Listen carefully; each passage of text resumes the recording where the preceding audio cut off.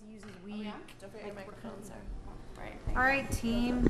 All right, I'm going to call to order the school committee meeting on Wednesday, September 26th, 2018. Please rise for the national anthem. Pledge of allegiance. I'm not going to sing the national anthem. We can sing. Pledge allegiance to the flag of the United States of America and to the republic for which it stands, one nation, under God, indivisible, with liberty and justice for all. That was a close one. All right. Not going to happen. Gotta warm up my vocal cords if we're gonna sing. Okay, I'm going to quickly run through the agenda so we know what we're covering tonight. We will approve our minutes from September 5th. Then we'll hear from our superintendent and our assistant superintendent. Then we'll have school committee member reports, any citizens' requests.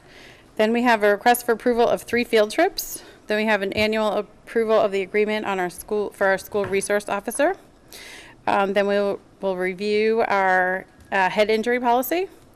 Then we have a letter of intent from HMFH related to the failed school building project. We will look again at our school breakfast program and approve and take action on that. Then we will discuss the recovery of the missed school days. And then we will have an update on our warrant articles. And we do have a need for executive session this evening. Then we will return for bills and adjournment. So I need a approval for our September 5th regular session minutes, please. I make a motion to approve our September 5th minutes. I'll second. Any discussion on the minutes? All in favor? Okay. So our minutes are approved. You don't have to go. It's always nice to have it She's on. like, goodbye. We had one like, person "Outta and they ran away. Steve received a delivery. Yeah. All right, I think we're ready for our superintendent report for this evening. Great, thank you. It's good to see all of you tonight. I have a couple of important updates. I had the opportunity today to attend the third working session of the town's strategic planning. You know, I attend the town department head meetings as a member of that team, working with the town managers, and so this town manager and the selectmen. This meeting was a series of developing their target goals, and so it's really been a productive time for department heads and selectmen to come together and do some joint planning. I do think it's exciting to be thinking strategically around a longer term vision for town goals. And as that develops, I think it would be good to put it on our agenda as an opportunity to update you more in depth as that emerges. I think they were a little disappointed that when they went back to the open sessions where they had more to discuss and they had the targeted points, they didn't get much participation. And I think, but they do feel that what they've heard from people has given them good direction. So that was a productive part of my day. I also wanted to take this section to have you approve a gift. And if you could click on that. Irene is not here tonight, so see the sugar. Okay, sorry. Okay. So normally during Irene's update, she does financial gift acknowledges so that you can accept the gift. She's not here tonight, so I will do it on her behalf. I am asking that you accept the gift in the amount of $6,149.93 from the Borough Program Implementation Team for the implementation of the Sugar Shack. The monies are to be deposited into the established revolving account for the borough, and this is fundraising from the GoFundMe account, which is currently in circulation, as many of you have shared it with others yourselves and seen it. So I would ask for a motion to accept the gift. I'll make a motion to accept the gift. Second. Any discussion on that? Okay, all in favor? Great. I'm thrilled with the direction of the borough and the pending opening of the Sugar Shack. I spoke with the chair earlier today when we were doing our planning about an opportunity to provide a more structured update to you as we near the opportunity for kind of a grand opening. I think the target of opening the store certainly sometime in October near pre-Halloween, somewhere in those last 2 weeks of October is our target. That means we have a lot going on right now behind the scenes in terms of purchasing, and the planning committee that we're working with, of which Dave is a member, has been really, really active. So lots going on. I will provide a bigger update later. And there will be places to find a lot of this very soon, with websites and Facebook pages that are specifically Borough Sugar Shack and the Borough program. Yep. That's what I was going to say. If we could put that video, I think it's been circulating on Facebook, but that video is really good, and it shows a lot of the program. Would be good to get on a website somewhere. We can take care of whether that. it's ours for now or on the one that's being developed. And thank our state reps again for establishing that revolving account for us in a timely manner so we can get this going. So thank you. Definitely. Yep. And that's my report for this evening. Thank you. Daniel, you have anything? So a couple of things, I guess I would like to mention. The Commissioner of Education visited the district last week. He's relatively new in the position, a few months, beginning of June maybe, somewhere around there, and he's visiting various districts, getting to know the state, and it was a pleasure to meet Commissioner Riley. He's thoughtful and asking good questions, good listener. We gave him a tour of our high school, and he was very impressed with what he saw. We gave him a tour of several different dimensions of the high school. We wanted him to see, like, you know, be able to, in the 2 hours that he was there, see everything from, you know, the academic program, like something like Facing History in itself, and ourselves, which is a rich, you know, class in the history department where there's a lot of debate and you know, sort of high-level discussion, to our new innovative science program with the hands-on engineering piece that's built into it, to the Center for Student Success for our kids who are having struggling with social emotional issues. He was particularly impressed as a suburban community that we would have such a thing. He says a lot of urban communities have that, and that suburban communities often don't admit to the needs of some of their struggling students, and so he talked at length about that. Then we had him sit with some students, and he asked the students questions about what they liked about the high school and what they thought could be better about the high school. And he had the same set of questions for some faculty members. He sat with our faculty, and he was very candid that he feels that the Department of Education has overreached in some ways in terms of asking districts for too much paperwork and data, and that after 25 years of education reform in the state of Massachusetts, they need to go to the next chapter and sort of pull back some of that. He's a fan of standardized testing, but he thinks there's been too much of it. So it was informative. It was good to get before him and spend some time with him. I don't know, Amber, if you want to add I anything wanted to agree with all that Daniel had said, and thank Lisa for attending and having a chance to represent the school committee and circulate with us. So she got the same snapshot that he did. So I think whenever we get insights to embed you across school experiences, it enhances your policy implementation. So whenever possible, I think any of you at any given time, as long as we have one or two of you, it really just deepens our committee strengths. So thank you for being in attendance and contributing so thoughtfully. And I do think that Daniel took the opportunity to pose some data analytics to the commissioner that he thinks should be done differently. And I think they really respected our thoughtful analysis and willingness to engage. So it was a productive visit. And then speaking of data, my one other thing that I just want to mention, parents are always curious when are they going to get their MCAS scores for their students. So the MCAS is going to be publicly released at the state level tomorrow. So you can expect like headlines in the newspapers about how the state's doing, and they have a new accountability system that everybody's going to be trying to figure out, and I'm sure the newspapers will be discussing it, and the department. So you know how there's level 1, 2, 3, 4. They've completely redone the system and what goes into judging the performance of districts and the labels that are used in those judgments. So that'll be something, when I give you my MCAS report in a couple to few weeks, I can, walk you through. But I'm just giving you a heads up that that'll be part of the headlines tomorrow in the newspaper.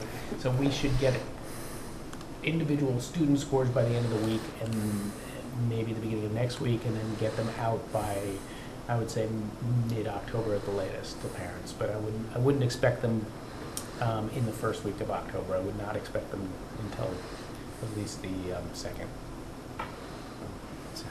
Thank you. Yep. All right, school committee member reports. Bethany, you'll start us off. Hi. So I'll be reporting on all of the schools. So Fails. This week, Fails had their first collection of the year for the Westborough Food Pantry. They're trying to collect quick meal items such as mac and cheese and soup. Additionally, an all-school meeting will be this Friday, and they will celebrate their collection efforts with a spirit day with all students and staff invited to wear blue. And additionally, for all the elementary schools, it was picture day today, besides Fails, which was yesterday. For Armstrong, really the only major happening is that Friday is also an all-school meeting for them to warm them up to the school year. For Hastings, a note from the administrative staff. So buses are dropping students off in the back of the school. If a parent plans to drive their child to school, they will pull up in a line along the curb in front of the school, and a staff member will assist them, assist their child out of the car. So parents, please stay in your cars.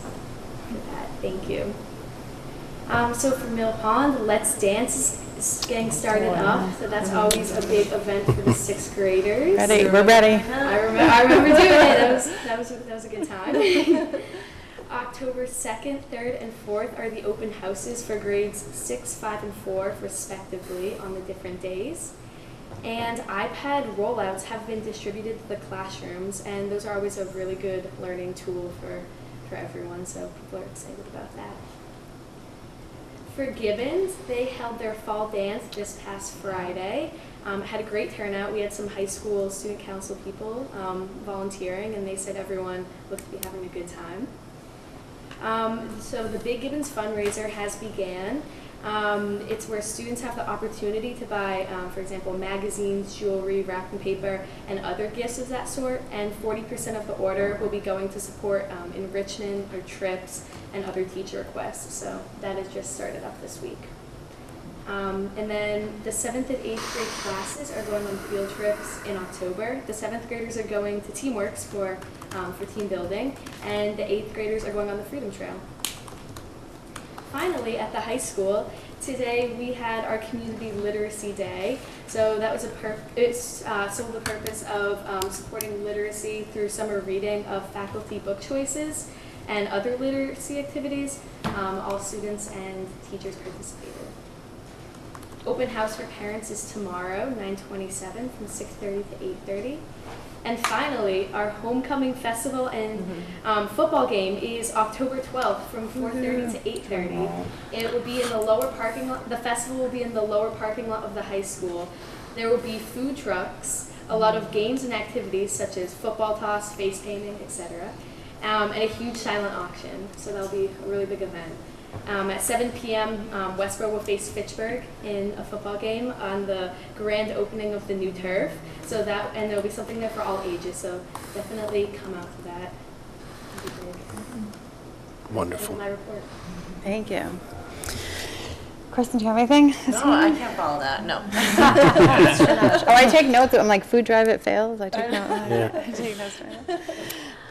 So I just wanted to announce October 29th is the Trivia Bee event supporting the Westborough Education Foundation.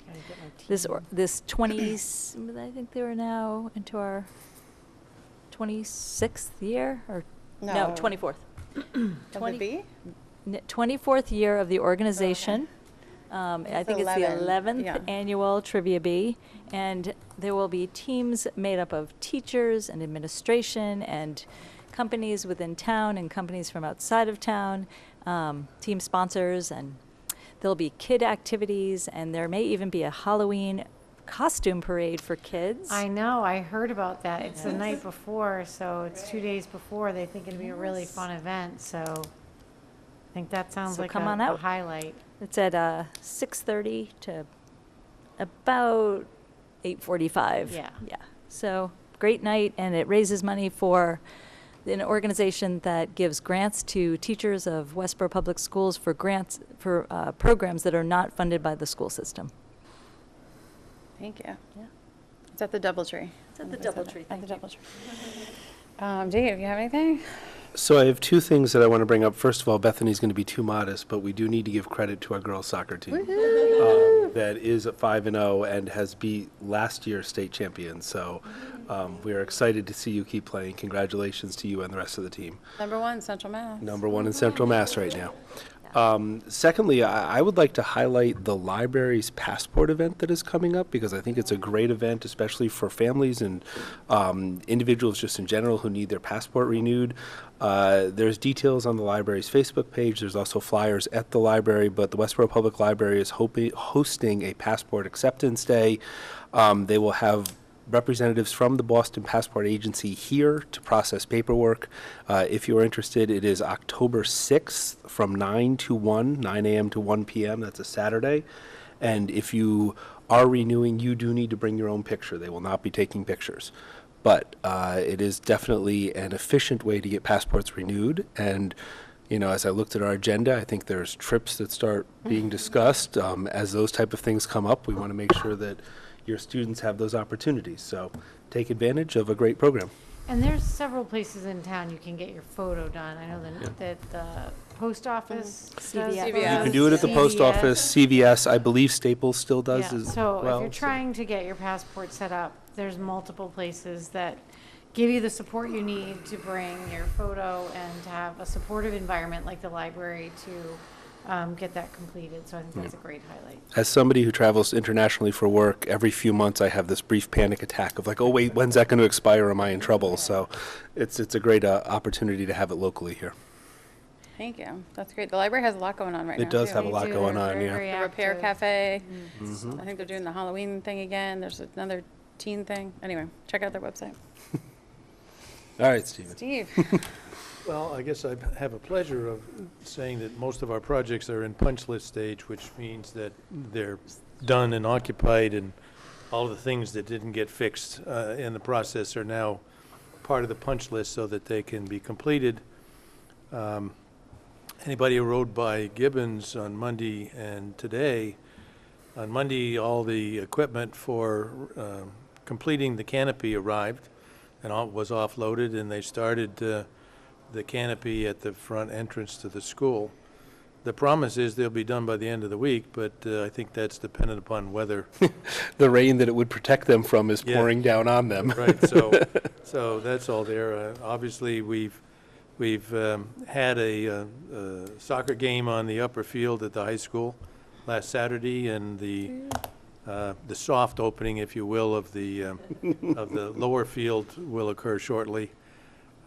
And I think the official opening is the 12th. The grand The opening. 12th. So anyway, I'm pleased to make that statement based on all the hard work that all the players involved with these projects put in over the summer.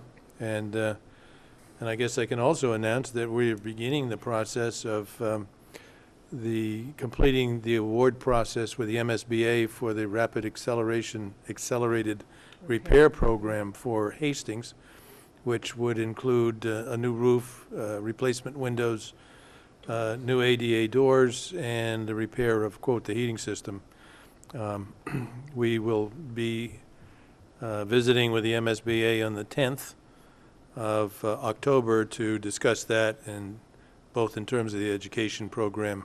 Excuse me, that is actually for fails. Yeah. But we do have, we have a conference call this Friday on fails as well. So those two projects move forward, and for those who are big-hearted, please come to town meeting, because the school has 4 articles on this warrant, of which each one of them deals with these projects in a different way. And we have them on the docket at the end. And we'll as be a talking skip. about those later. Yeah. But anyway, we need you there to listen to our presentation and hopefully vote in favor of these articles. That's Thanks, it. Steve. Thank you. I do have a couple things. It's turkey trot season again, so don't get sick of me. But it is the Saturday before Thanksgiving. It is the 17th this year. Thanksgiving's a little early. Registration is open.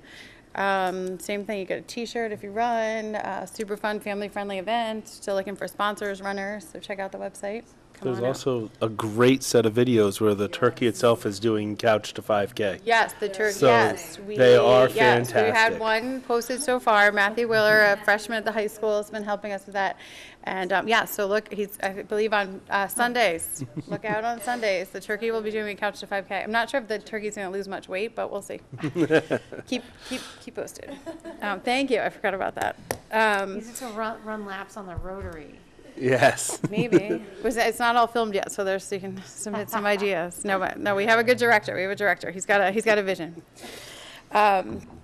Anyway, I would like to also put Steve on the spot for a second. The school committee had nominated him for an award this summer, and it was from the Massachusetts Association of School Committees, and it was an all-state award, and he received the award, so he will be acknowledged for the award at the annual conference in November that he usually attends. And some of the criteria for the award were keeping the education and welfare of children as his or her primary concern, representing the best interests of constituents, and one that I think that he's really nailed over the years has made the time commitment necessary to become an informed and effective school committee member. Absolutely. I think he checked the box on that one. But we wanted to thank him for being a mentor to all of us, and for all of his work with the building projects. He's definitely put in the time. So we were proud that you got the award. Well deserved. Thank you.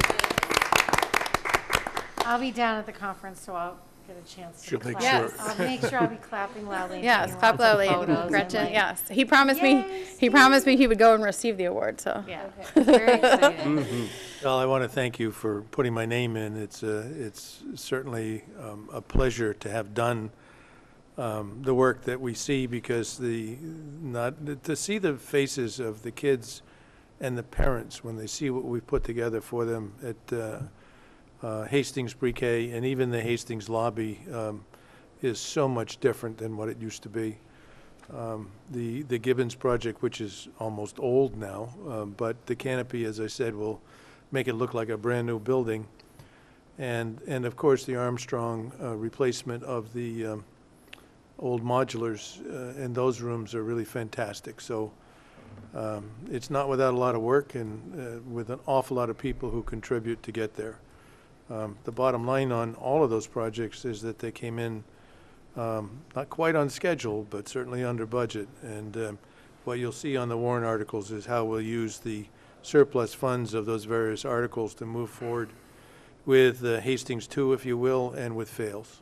So again, I thank you for the honor, I guess, to do what I've done, and thanks a lot. We're happy to honor you for all of that. yes, thank you.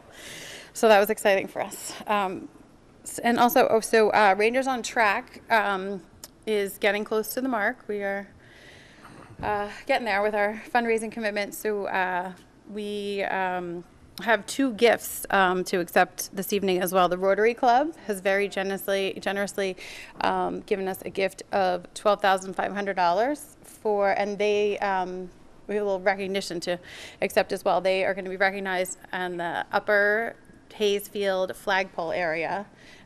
So they contributed money for that. And then down on the lower field, we actually have a gift recognition and a memorial to John Peterson, who was a Westborough High School student who passed away while serving in the Peace Corps.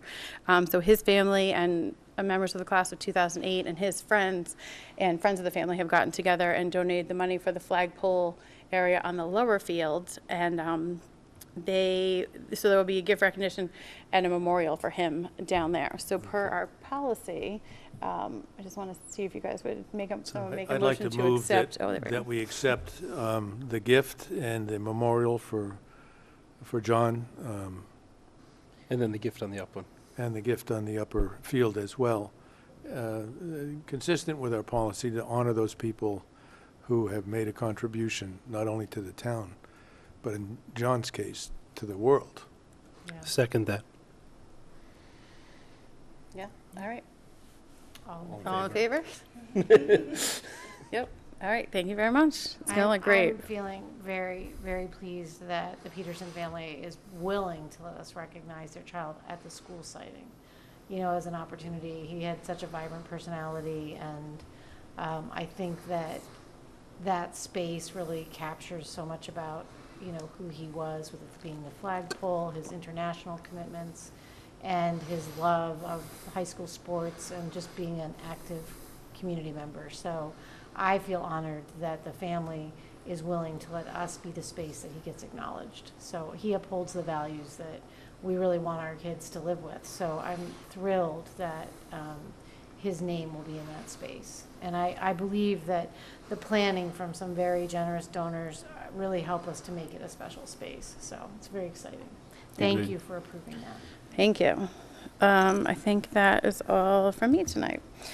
Member reports. Oh, citizens requests at this time? Any citizens that would like to make a request? Seeing none?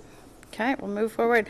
We have requests for our approval of 3 field trips. This is always a highlight. So Sue Smith is here to come forward and talk to you about 3 trip proposals. I love this. It's like a trifecta. I told you, Susan, we gotta get our passports ready. Yeah. That's right, that's right. Yes, I do have 3 trips proposed. The first is, I guess chronologically, the March, Washington DC trip, and Kathy Stoker and I both teach journalism. She's been teaching for a lot longer. She has journalism 1, 2, and 3, and I've just started with journalism 1, and we thought that a DC trip would fit really well with those students, and also some history students, and we picked March so that it would interfere maybe the least amount with some of the sports that students might be hesitant about taking the trip. So we're excited to do that. Do you want to do all of I them? know, should we do all You- together, sure. You do can individual? decide how you want to We do can it, do them all Madam together. Chair. Yeah, maybe just do all of them. And then we Okay. can- discussion Trip at the number end. 2, Eastern European countries. This is a replacement for the trip I proposed in the spring to go to England. It's possible that England is not as novel and exotic as we thought it would be to the high school students. I'm not sure. But we didn't get any response for the trip to England. I know there are a couple of other trips going at the same time, so that could be a factor too. But I thought the Eastern European countries would be a different option, and we'll see if people are interested in that, hopefully, and we could run that trip. It's my understanding is these are some countries that haven't had a lot of tourism in recent years due to the political changes in that part of the world. So some of these places have not been visited extensively by typical tourists, and they seem to be very beautiful and have a lot of old history also. And the third trip is an option for next April vacation, 2020. Well, the one following this one. I thought this would be adventurous, cultural, and there are even some environmental workshops that they have, trips to farms, a coffee plantation, in addition to the things like waterfalls and snorkeling and all those kinds of natural landscape adventures, wildlife refuges. So that's the third possibility. And I would imagine we would get some students interested in this one. It's a little bit great further trip. out. And there aren't any other trips yet scheduled for that particular vacation, I think. All right, so I think we need a motion to approve all the Do we have trips. discussion first? We can do The discussion motion first, and yeah. then- Whatever. Okay, I'll move that we approve the 3 various trips as offered. Okay. Second? Okay, now, open for discussion? Yeah. Yeah, obviously, we're using EF Tours, and the school committee is familiar with their policies and ratio of students to teachers and/or people who are accompanying them. And the issue of particularly health, I guess, in the Eastern European tour might be an interesting discussion in terms of how we can assure that there might be health services available to them. It particularly looks like you're going to Yugoslavia or former Yugoslavia countries as well as Turkey. And I thought you know what, you might be right. I thought I had seen Hungary, Slovenia, and Croatia. Yeah. Yeah. Not Turkey, though. Yeah. Well, okay. It was on the list of things. Oh, okay. Yeah, I may have missed that. Well, this would probably be better that you're not going to Turkey right now, but. I yeah. hadn't, to tell you the truth, thought about healthcare. I did a little bit for the Costa Rica trip because of the Zika? yes, Zika. And I did do some research on that, but the truth is I haven't researched the healthcare options in those countries. And it is through AF Tours. It is something I'm sure I could find out more about that. Yeah, it's more to be prepared. Obviously, if you've had the discussion with EF about how they would handle that issue, if a kid gets sick or needs particular care, you know, how our insurance, if you will, is used and useful there. I mean, all the technical things that you never talk about when somebody needs to help. Right. But knowing ahead might save you an awful lot of grief. They do a nice job, I know in the experience I had in traveling with them, of pre-identifying the different locations in each city that they're in for where they would access best medical care. And they typically make sure that they have a range of knowledge about what services are provided. But certainly it would be helpful maybe if Sue could follow up on that and maybe send us just a follow-up email on what you learned. Will do. That'd be great. Yep. Yeah, that's good. I don't have any other questions. I think the kids that are able to go on these trips learn so much more than just the 7 days that they spend. I mean, they see what the rest of the world is like. They see how other cultures live, and I think they appreciate being where they are much better as a result of seeing many things. Some good, some bad, but at least it helps them, I think, make decisions in the future. So, Right. good. I agree. Glad you're willing to do it. Yeah. I'm hoping. Yeah, maybe I'll be traveling a lot Yeah. this year. I'm not sure. We'll see. That'd be great. I think Lisa had to do. So I had a couple questions. One was the cost of the DC trip. The DC trip is approximately $1,400. That's for Okay. 4 days 4 and days. 3 nights. It's a nice price trip. I really loved how that trip is emboldened with U.S. history and the museum, which very few people know about, is an It's a great extraordinary museum. museum about our free, our press. And to know that your journalism students will possibly have an opportunity Yes. to make those connections and. Yes, they're, amazing. we're hoping to have enough students so that they can tailor the tour for us and make sure we have enough time at the museum, and make sure that's one of the highlights, Yeah. and tailor it to our students for that reason, so. It should be good. Yeah. Oh, great. Yeah, so in journalism 1, 2, and I'm in journalism 3, so I think that'd be a really neat trip for all of us. Yes, spread the Yeah, word. you Yeah, gotta- Mrs. Yeah, Mrs. do it, Stoker is Bethany. so excited about this. And- I'm here in her place tonight, but Can I she's, jump onto what you yep, she's all over Yeah. it. It's The exciting. one thing, and I love, I agree with Lisa, having the museum is a fantastic addition. The Washington Post also does private tours for groups that you can go to, and if you're really focusing this on journalism, Yep.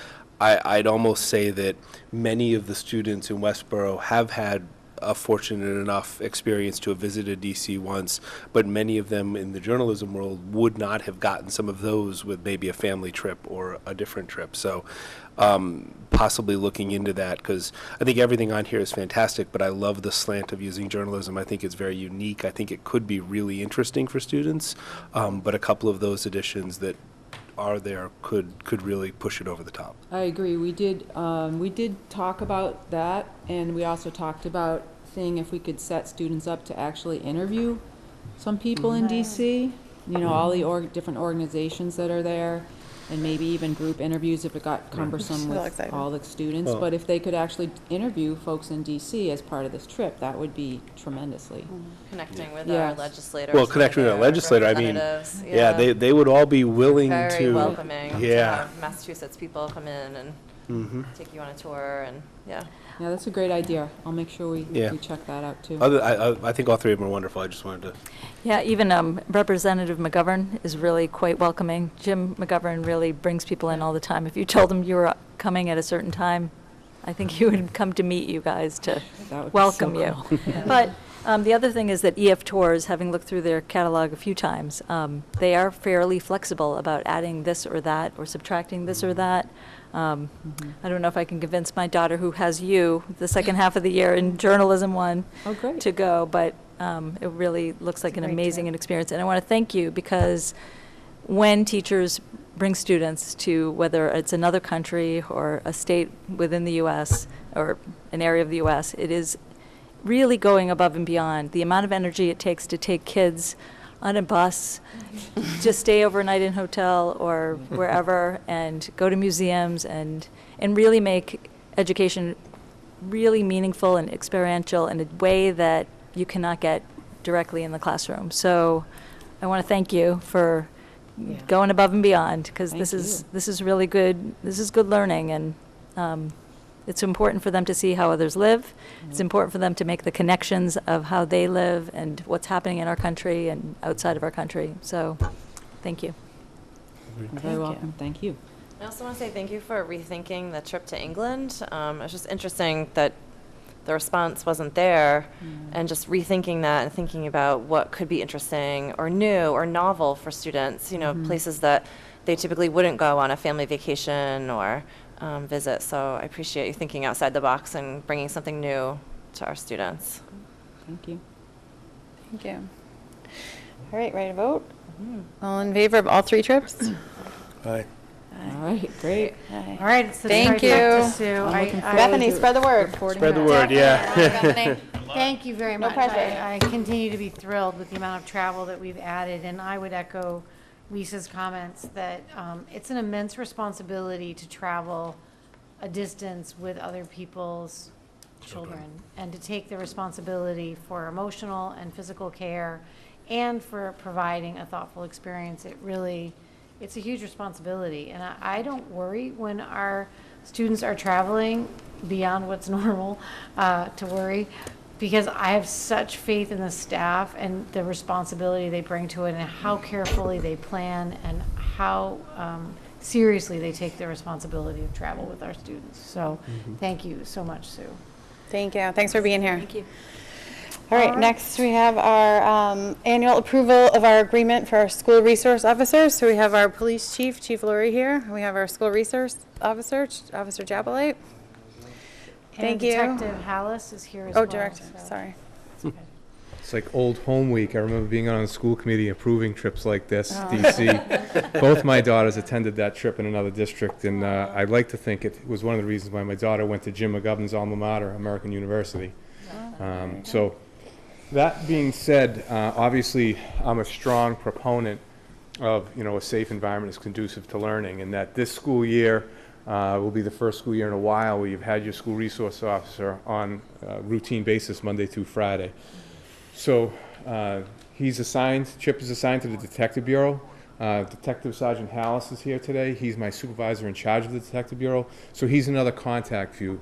Chet's also a former school resource officer, so this was a really good marriage as far as I was concerned, knowing that Detective Sergeant Hallis will know what Detective Dapolate's going to need to be successful. We're also going to try, we're limited on manning, obviously, with the warrant article you probably saw. I'm trying to add some positions to the department, but we're also still committed to bringing some other officers into the school so you folks can get to know them and they can feel comfortable, the kids can feel comfortable knowing them. So we're going to try to expand that because Chip's been very busy, and we're just trying to make sure that we are here to support, the district in any way without overstepping. Great, thank you.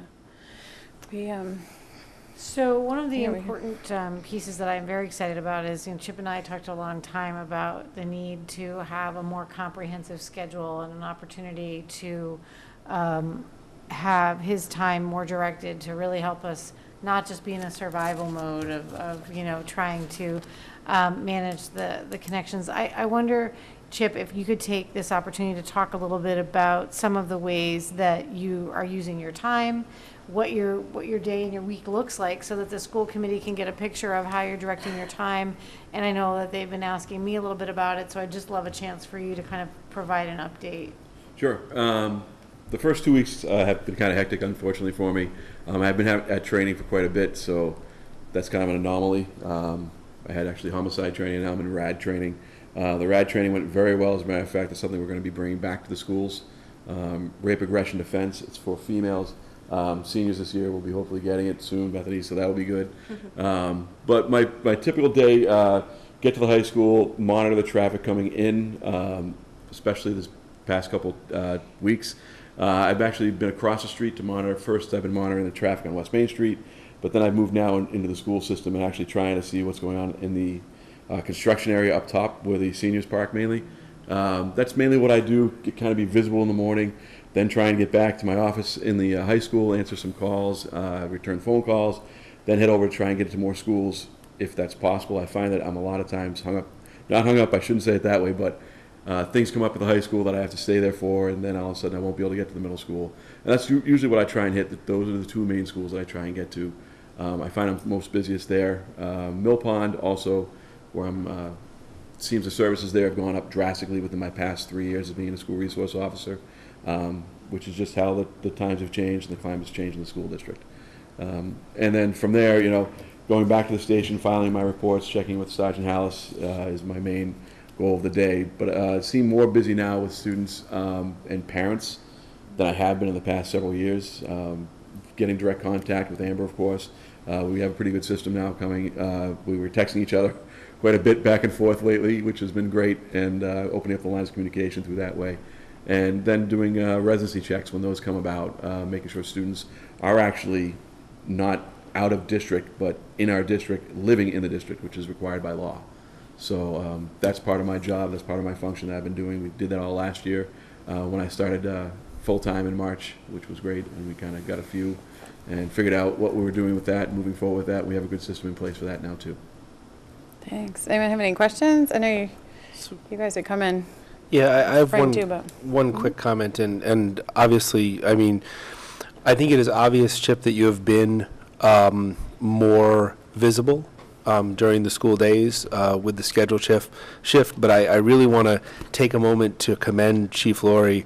One of the first things you did, and I know this from several sources, is you came in and saw the value and the importance of what Officer Dapplite is doing. You realized the timing wasn't matching to really be productive, and you changed that. And I truly appreciate that as a parent. I appreciate that as a school committee member, and your attention to that type of responsibility that this whole community gains value from is tremendous. So thank you. Thank you. Anyone else have any? So just a question about the training. So are the new trainings correlated to some specific plan you had to upgrade the school, school safety? So yeah, well, with this new training, what we have for the RAD, Rape, Aggression, Defense, Mr. Anderson's had that in place for several years. It kind of went dormant because nobody was really certified in it. Oh. I am now a certified RAD instructor where I can have other instructors help me out, and Sergeant Hallis also is. Oh. So we will be able to help out the school with that. That's something we're bringing back as an added benefit to the seniors, and even we're going to try and open up to more people. But we first want to have, I don't want to say practice with the seniors, but we want to make sure we have it down good, and then continue on from there and march on with that program. And just to further explain, which is really, really great about this is again is outside of our budget. So Digital Credit Union gave us a $5,000 grant. With that funding, we purchased the equipment. I think the suits were a couple of thousand. Yeah, we're purchasing them next week. So, I mean, that's the next step of this. So we're going to offer to our business community, our town employees, and obviously our graduating seniors. And it's something we kind of let go. We ended up training a total of 6 people. Detective Sergeant Hallis, to keep costs down, we hosted the training here in Westborough. We actually had 4 officers from Las Vegas, Nevada here that attended the training. So we'll have 6 officers. One's actually a SANE nurse who deals with victims of crimes against women. So I think that's very important. So we're looking to really help the public. We'll offer this to the school district, to teachers, to staff, to you folks. This is something that I think really is going to bring the community together and empower people, especially people who've been victims of serious crime. So we're looking forward to getting this program up and running very soon, and a focus will be to offer this to every senior who's graduating, so when they go off to college, they're empowered to make sure that they have the tools they need to protect themselves. Wonderful. I think I would just add, if you agree, I think we usually receive reports from different departments, kind of at the beginning of the year and the end of the year. So maybe this year we could get a final report, from Chip, maybe school visits. I don't know exactly what the information would be, but some of Potentially in executive session, depending on the no, but just a sensitivity of general people. data points. Do you want Just some to see, analytics? yeah, just I some would data agree. points. I would agree. School visits. What I do or, every month, Yeah. and I've done this for 5 years that I've been a police chief, is I provide a monthly report to the town manager. In that monthly report, I highlight the exceptional work that my officers and detectives are doing. The detective behind me, he submits one every month. I can provide that to the superintendent as well. I think it's relevant to the district, and that's a good point. I never thought of that before you made that suggestion. So I can provide you a copy of that report that kind of highlights the pinpoints of what we're doing, in the schools.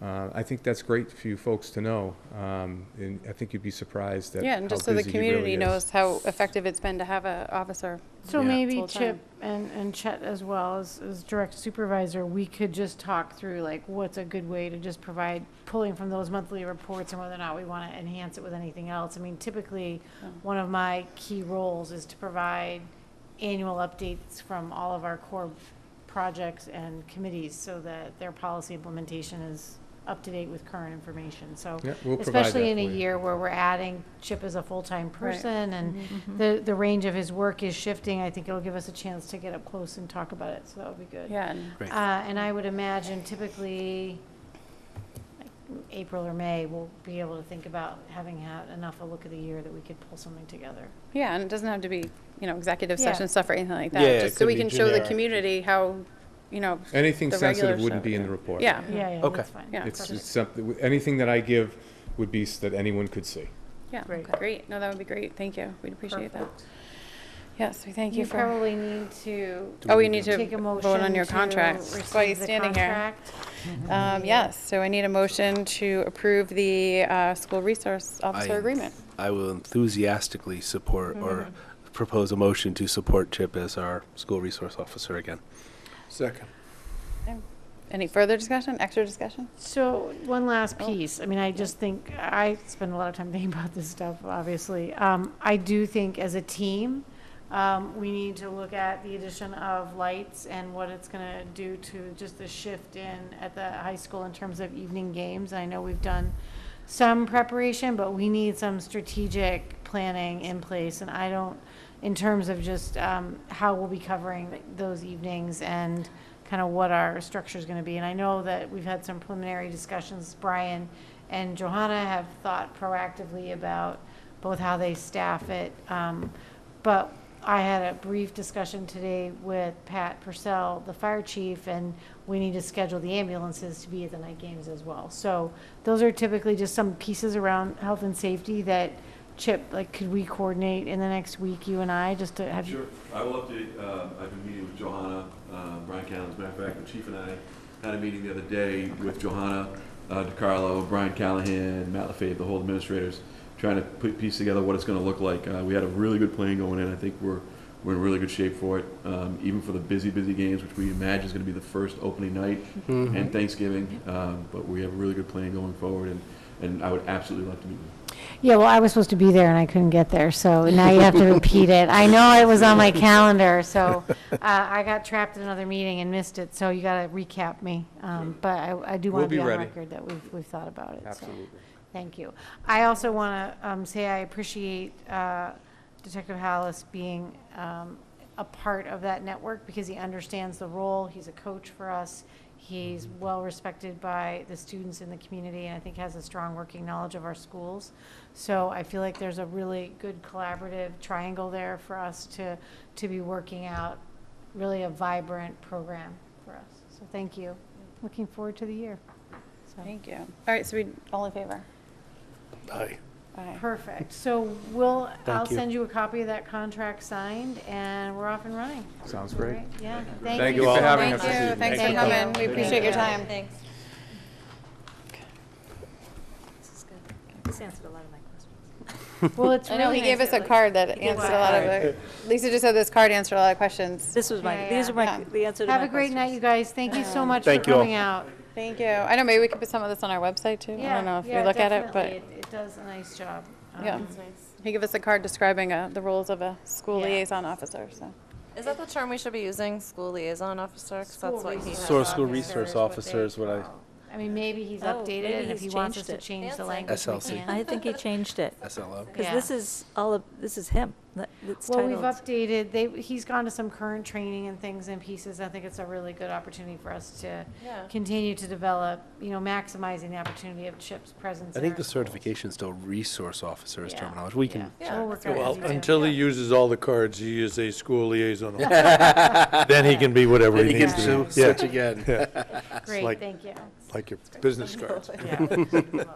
All right, so I think we are going to look at our annual review of our head injury policy, which was in our packet, so I hope everyone had a chance to So look this is at an it. annual Yeah. approval. I just will keep us moving forward around this. I think we have a very thoughtful, well-implemented methodology by which Sarah Carver does active training with coaches, with remembrance of our students, and tracking any students who have had any type of a head injury or a head even jostling where they have concerns, to monitor, to interact, and to remove and return to play as needed. And I believe that our interventions are really thoughtful.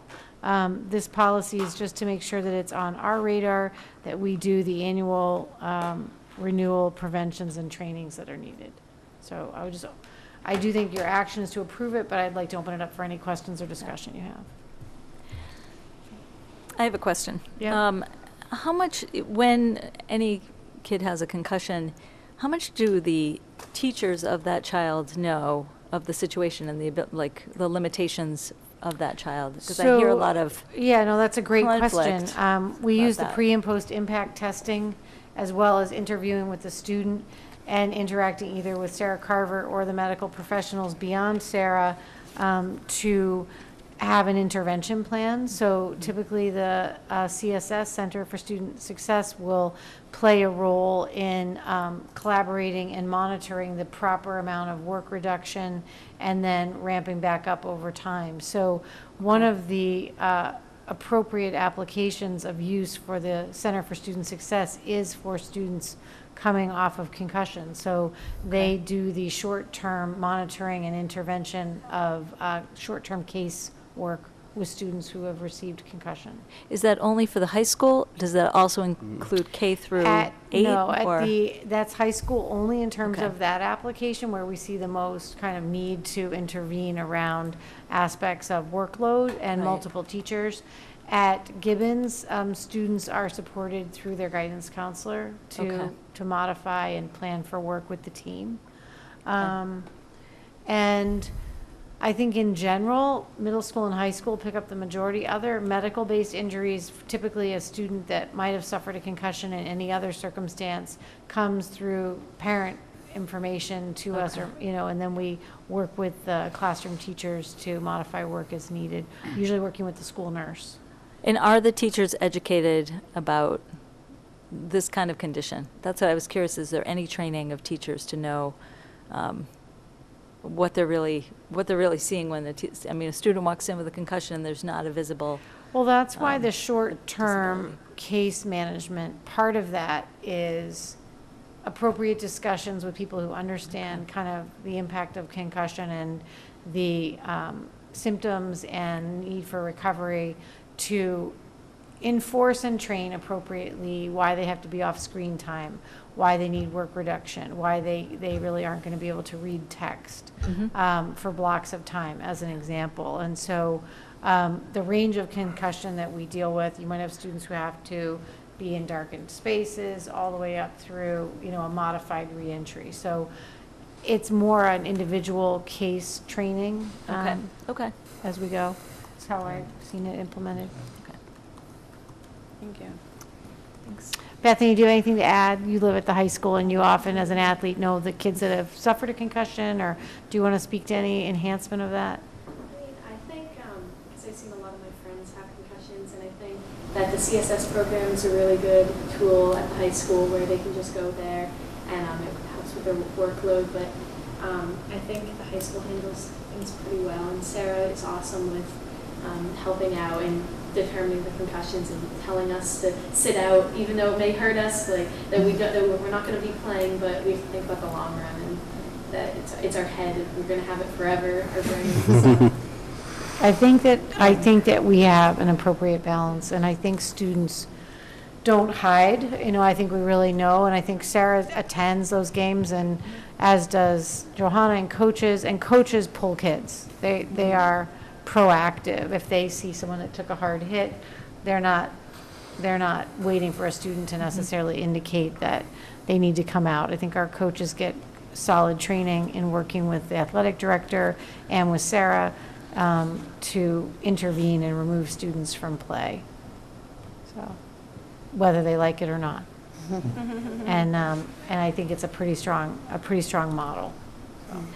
Even my son was hit in the head at Mill Pond, standing there. Some kid crashed into him, and the first thing the nurse did was check all concussive symptoms. And you know, when I went to the doctor with him, they asked, "Did anyone take his pulse?"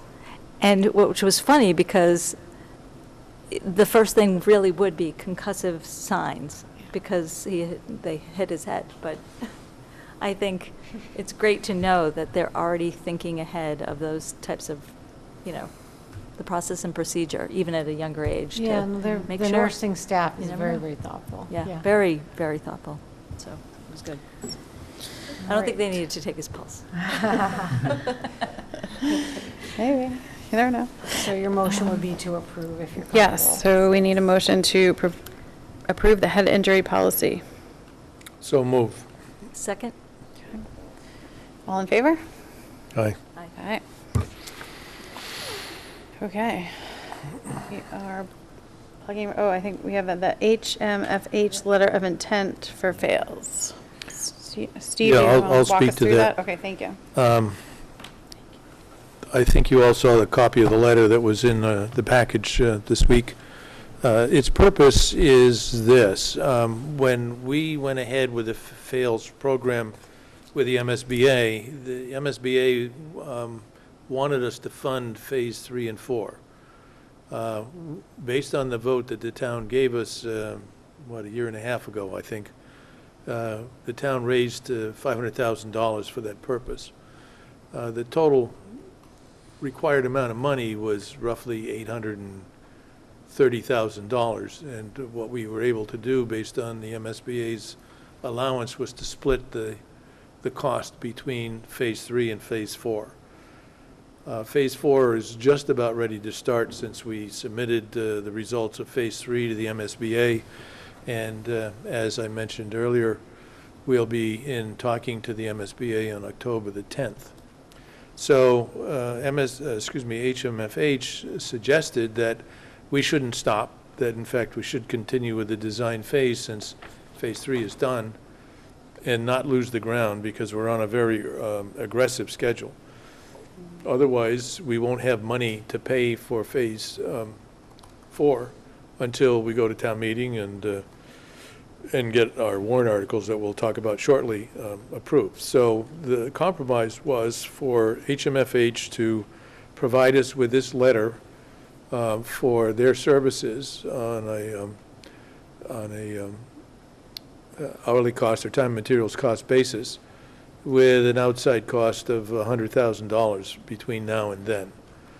The issue is because the school building committee doesn't have any money to as authorized to it by the town meeting at this time, that obligation would have to rest from the school's budget or school district's budget. However, the risk of, we think, of the town meeting not approving Article 27 is is relatively small. And in fact, if for some reason it didn't fly, I think we'd probably do something else. But in the meantime, to keep HMFH moving, this would become authorized by the school committee and would become a letter of intent to HMFH. And honestly, we wouldn't see the bill for these services until after the town meeting vote. So in all likelihood, it's a low-risk effort in order to keep us moving. I think, as I've said before, the MSBA has a certain amount of funding that they can disperse, and they're already in the process of beginning to spend what will amount to $200 million twice for Worcester. And if we lose our place in the queue, we might very well not be able to do these programs. And so it's certainly my opinion and advice to the school committee that we should approve this and move forward. So that would be my motion. Amber, do you want to speak to it?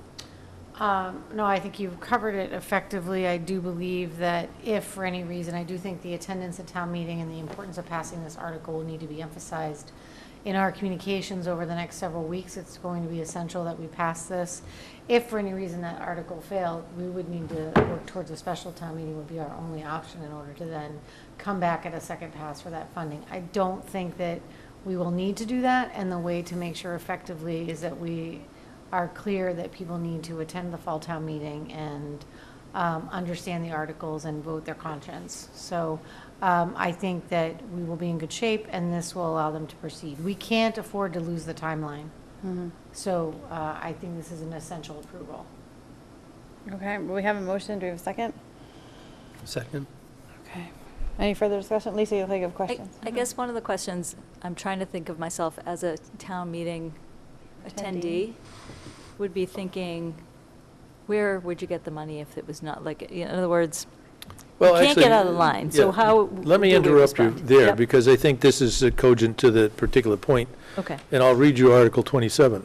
Oh, okay. Okay, to see if the town will vote to reallocate a portion of the funds authorized for the construction of the pre-K wing at Hastings School, Article 5 of the Fall 2017 Special Town Meeting, and for the construction of Armstrong School Modular Classroom Replacement Project, Article 20 of the 2018 Annual Town Meeting.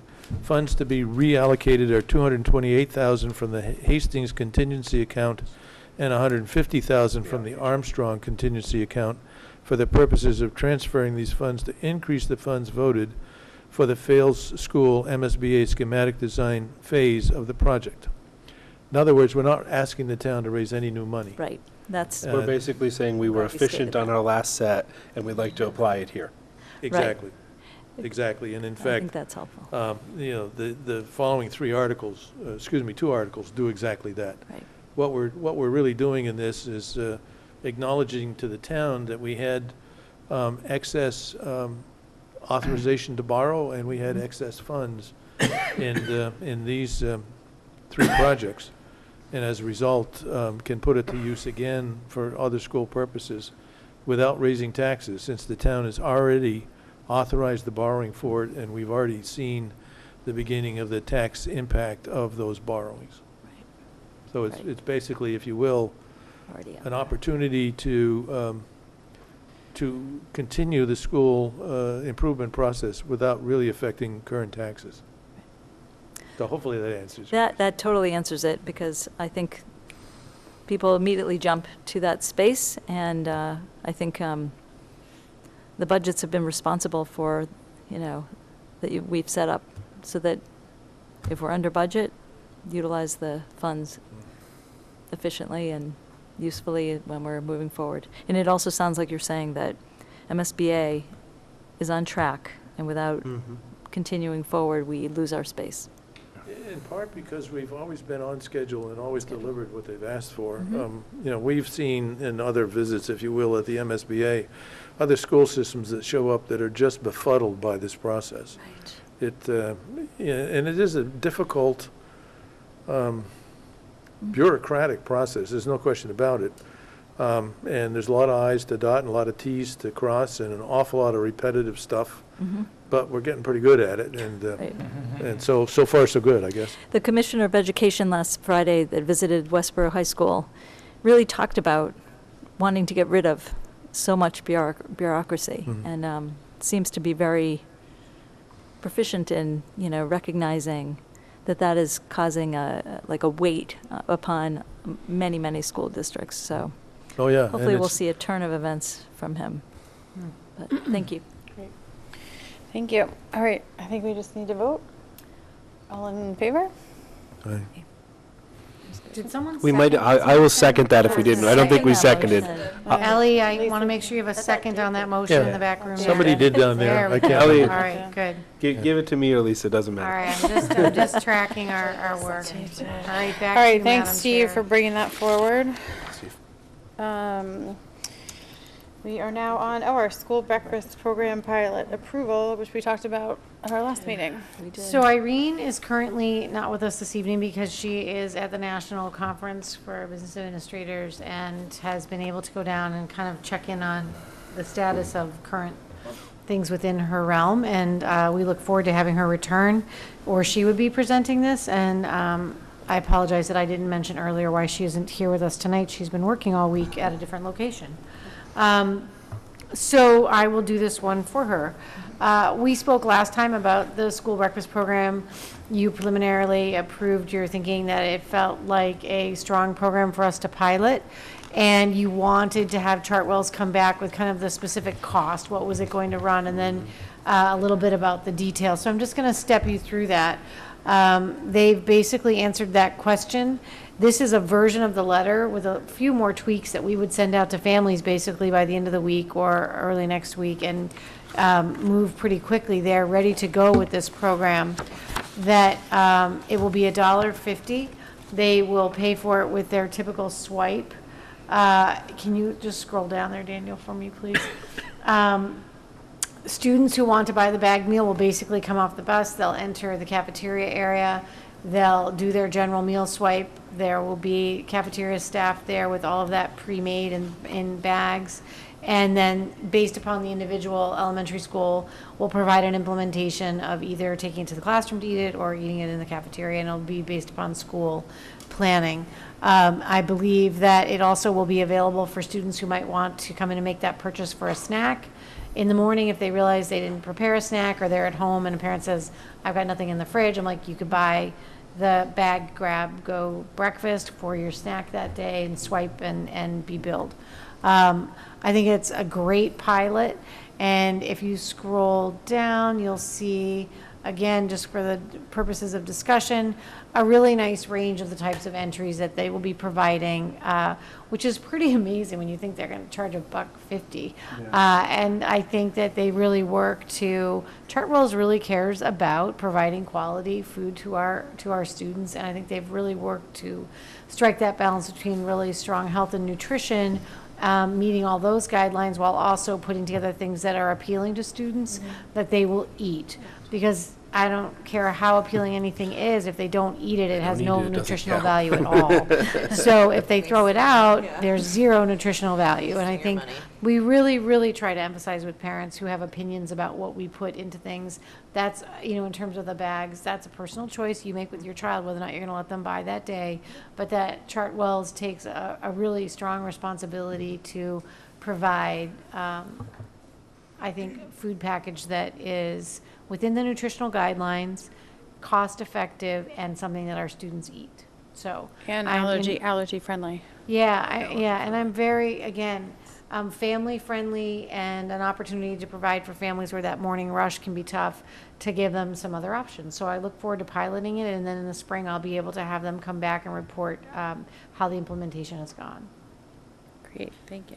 Do you know if they're, because I know sometimes the schools do like a lunch count, and then the cafeteria knows ahead of time like how many are buying like a hot meal. Are they just going to estimate? So I think how they're going to many? go with an estimate plan Okay. for now until they get a feel for program impact and how many people are typically buying. And if they can't manage it that way, they'll do a who thinks they're buying coming to breakfast tomorrow. Kind of thing, yeah. I think they feel flexible enough about it right now Yeah. initially to kind of wait and see how it takes off. Yeah. And I think they can use Yeah, it data seems from other communities. Simple enough menu. You could Yeah, assemble this is a and cold map. disassemble if need be. Yeah. Yeah, it seems Quickly. like the pieces Yeah.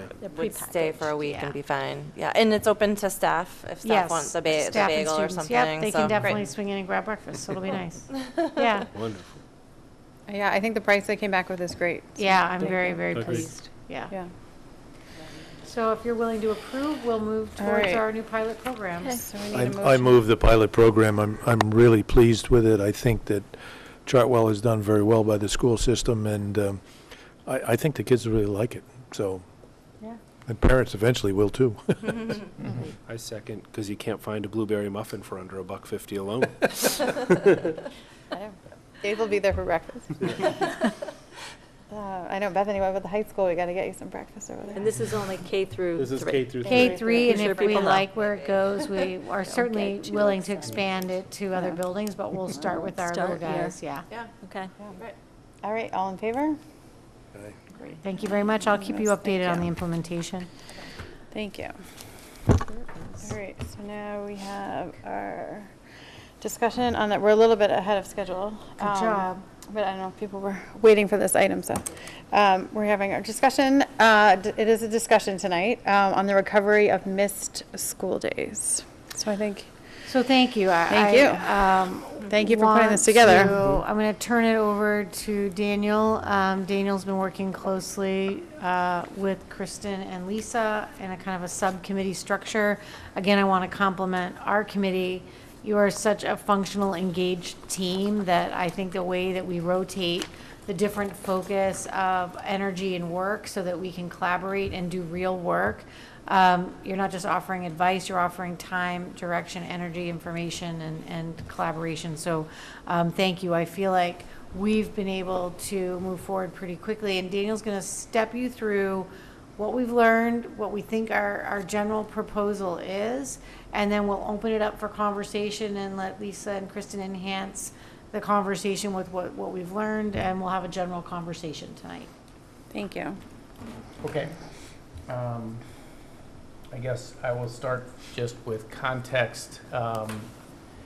We opened schools 5 days later than anticipated, which means we need to consider the impact on the school year and what our end date is going to be. I will preface this by saying that we know that it was inconvenient. There was nothing we could do about the delayed opening. We also know that whatever proposal we come up with now is going to have some people that feel inconvenienced by it. There's no perfect solution. So we can't find a perfect solution, but we'll talk you through why we think that we've got a couple that make the most sense for debate. So by state law, we need to have 180 days of quality instruction,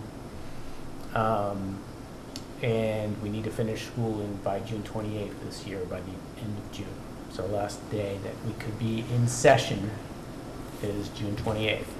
You can't go into July. And so right now, with 0 snow days because of the delay, with the 5-day delay, our last day is June 21st, which is a Friday, so the week before the last week of school. The last week of June.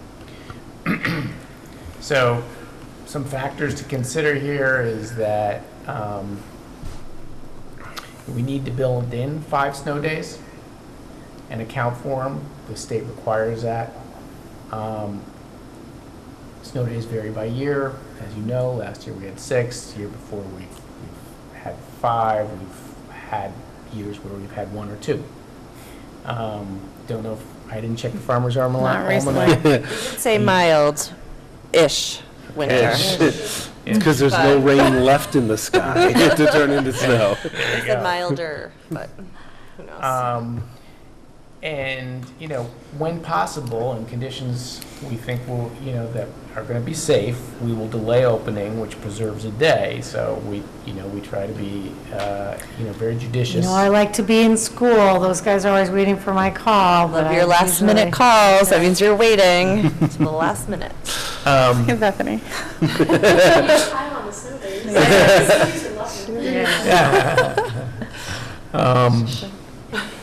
So the state is strict about requirements for making up days. If we, there's people that monitor this at the state level, that if you wanted to make up time by extending your school day, that would be very difficult to sell to the state. They want the 180 days. They don't want you to sort of extend the length of the day and then sort of like make up for the day by having longer hours.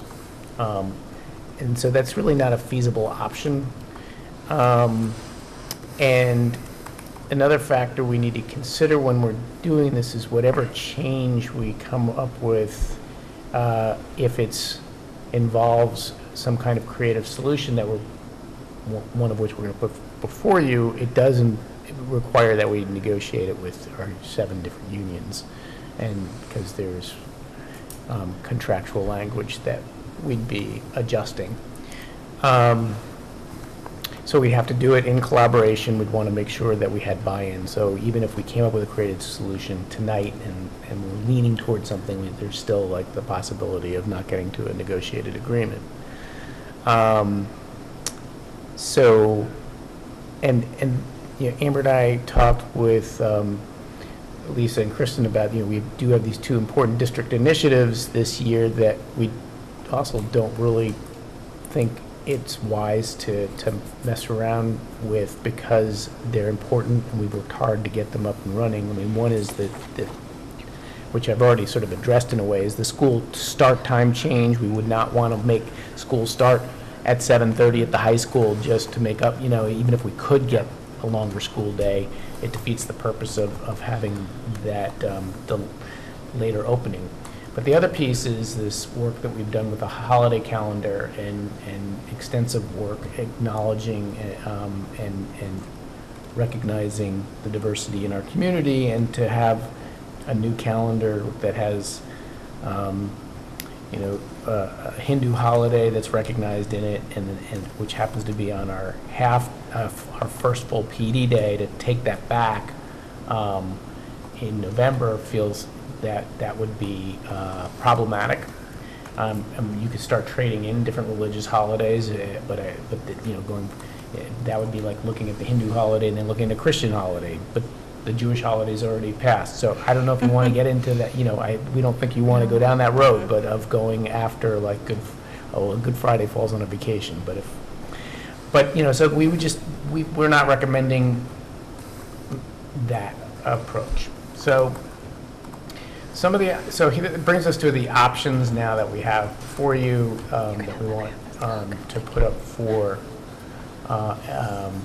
consideration when we give you our draft proposal here, and that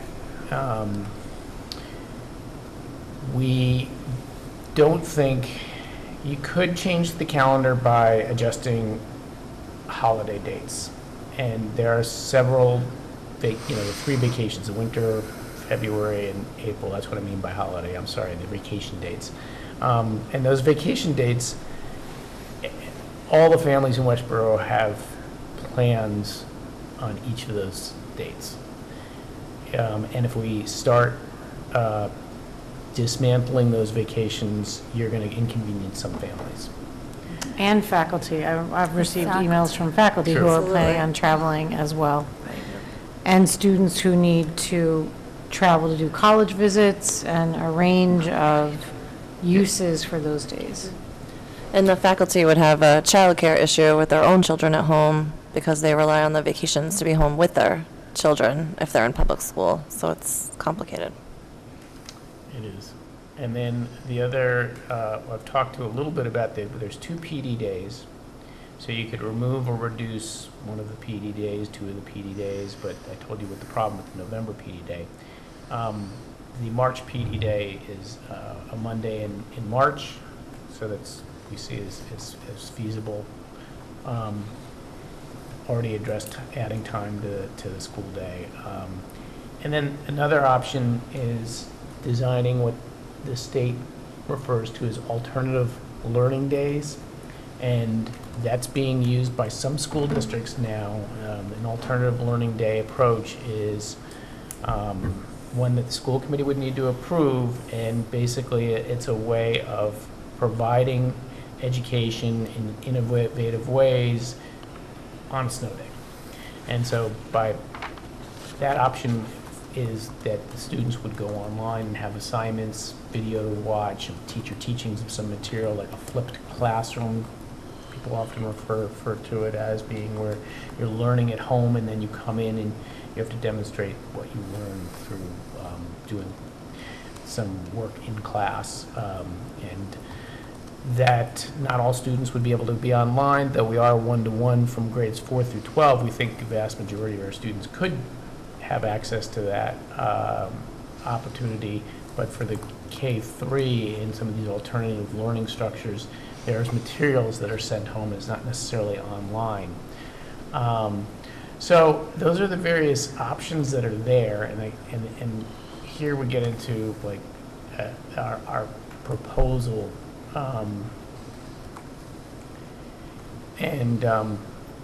We would like to propose that the March 11th PD Day, we still have, we have plans in terms of professional development that we would like not to compromise entirely on, so we proposed making that into a half day, so that buys us one day there. So instead of having Friday, June 21st, you now have Thursday, June 20th as our last day. And then our first snow day, if we have a snow day, would be June 21st. We would go to. So you have a snow day, it's a regular snow day. Then any additional snow days that we have, in order to prevent from going into the last week of June, fall into the category of an alternative learning day.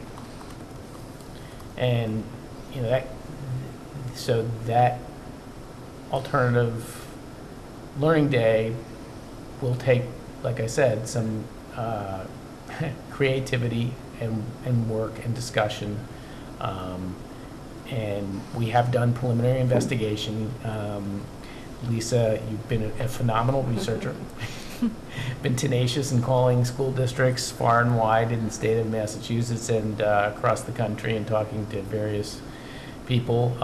We've gone online and looked at Melrose, Wakefield, and other places and seen how they've structured these days. They're indeed feasible to do. If we were to do them, there are all kinds of preconditions about equity issues and support for our struggling learners, support for our ELL learners that we would need to have in place, guarantees that assignments aren't necessarily due the very next day. All of these systems have a window of 3 days or so to complete an assignment. So there's a snow day, you go and do an alternative learning assignment, and then it's due within 3 days of coming back to school. I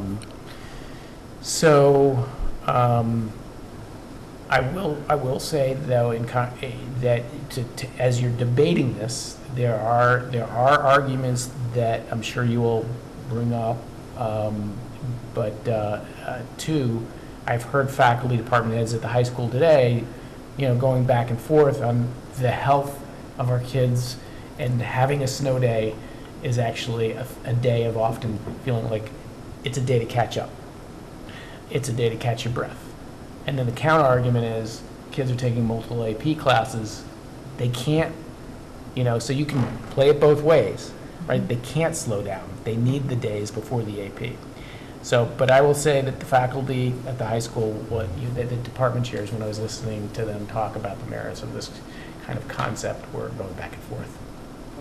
So, I think that if the committee chooses, what we would propose is a small subcommittee to lay out a plan for alternative learning days, develop a timeline, and submit the plan to you for approval. We can negotiate, meanwhile work on negotiating with the unions on it. And we could be marching on sort of two tracks of you're considering this, us looking into it more, giving you, talk about the feasibility of both the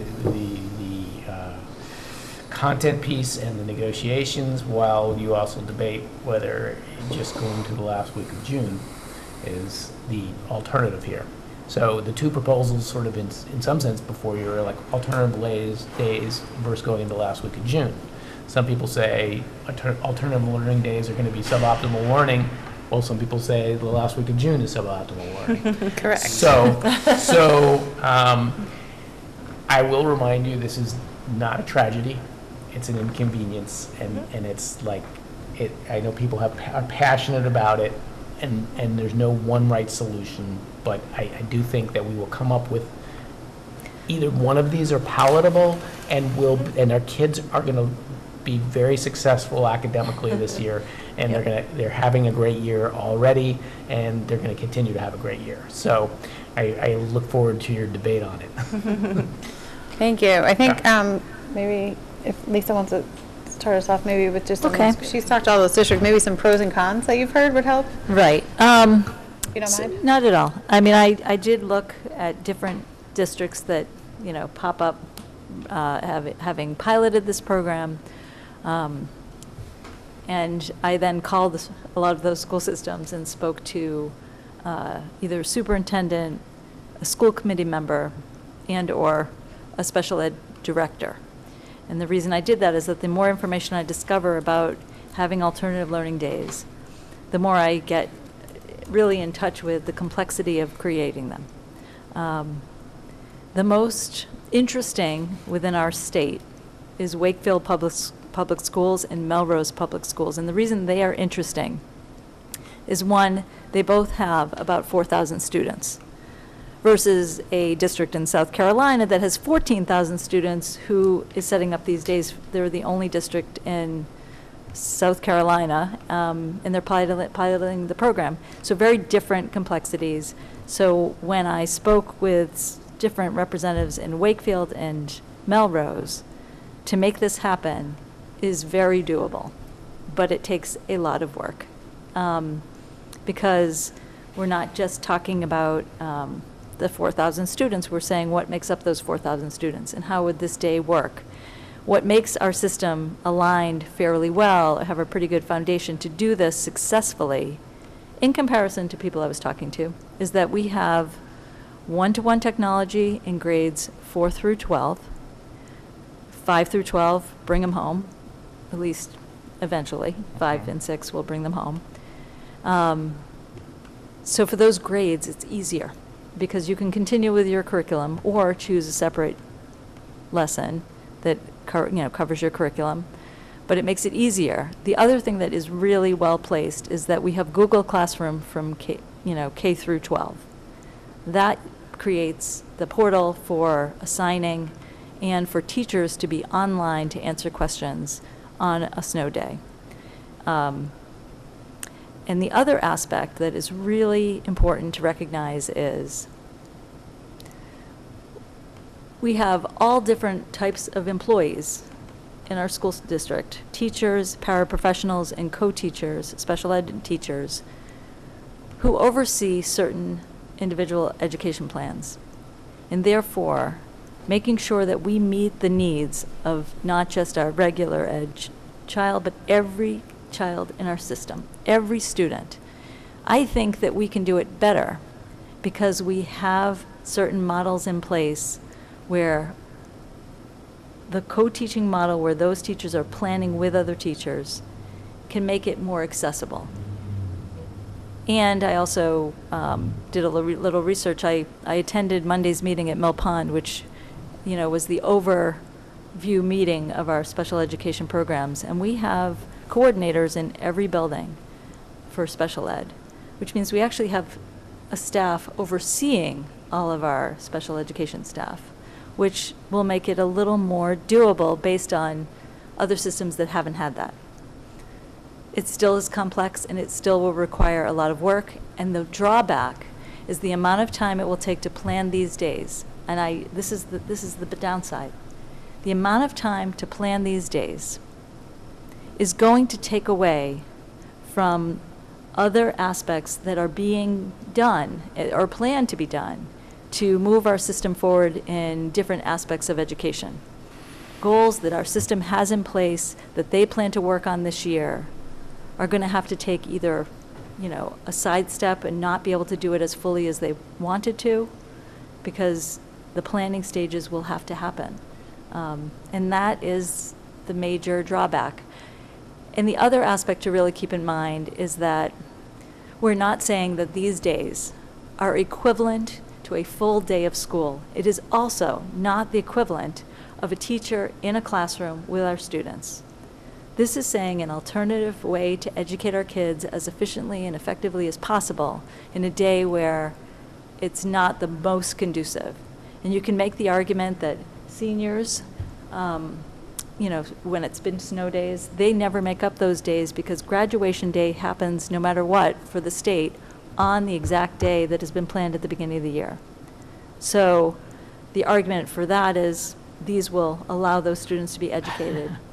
I know. And yet, I feel bad. Bethany's been sitting over there doing the calculation. She's like, wait a minute. but we We're gonna have get heard more from days parents this year, of yeah. seniors.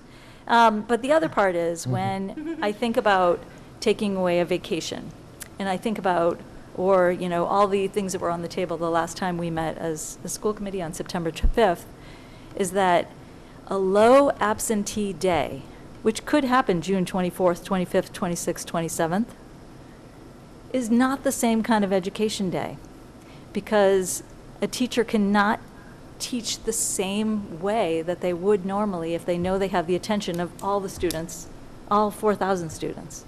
And the alternative learning day accesses our 4,000 students. So I see it as, when I think about taking away a vacation, there have been suggestions from some of our parents who say, well, why don't you take one day from April, one day from February, so that no one gets hurt completely. The problem with that plan, again, is an absentee day, is that you need, how those kids are going to be making up the lessons. Teachers may need substitute teachers for those days. How many will actually be here for it to be an efficient, effective, great education day? So alternative learning days really do solve some of this problem, but are not equal replacements. But they are better than what I think the alternatives are that are on the table for us.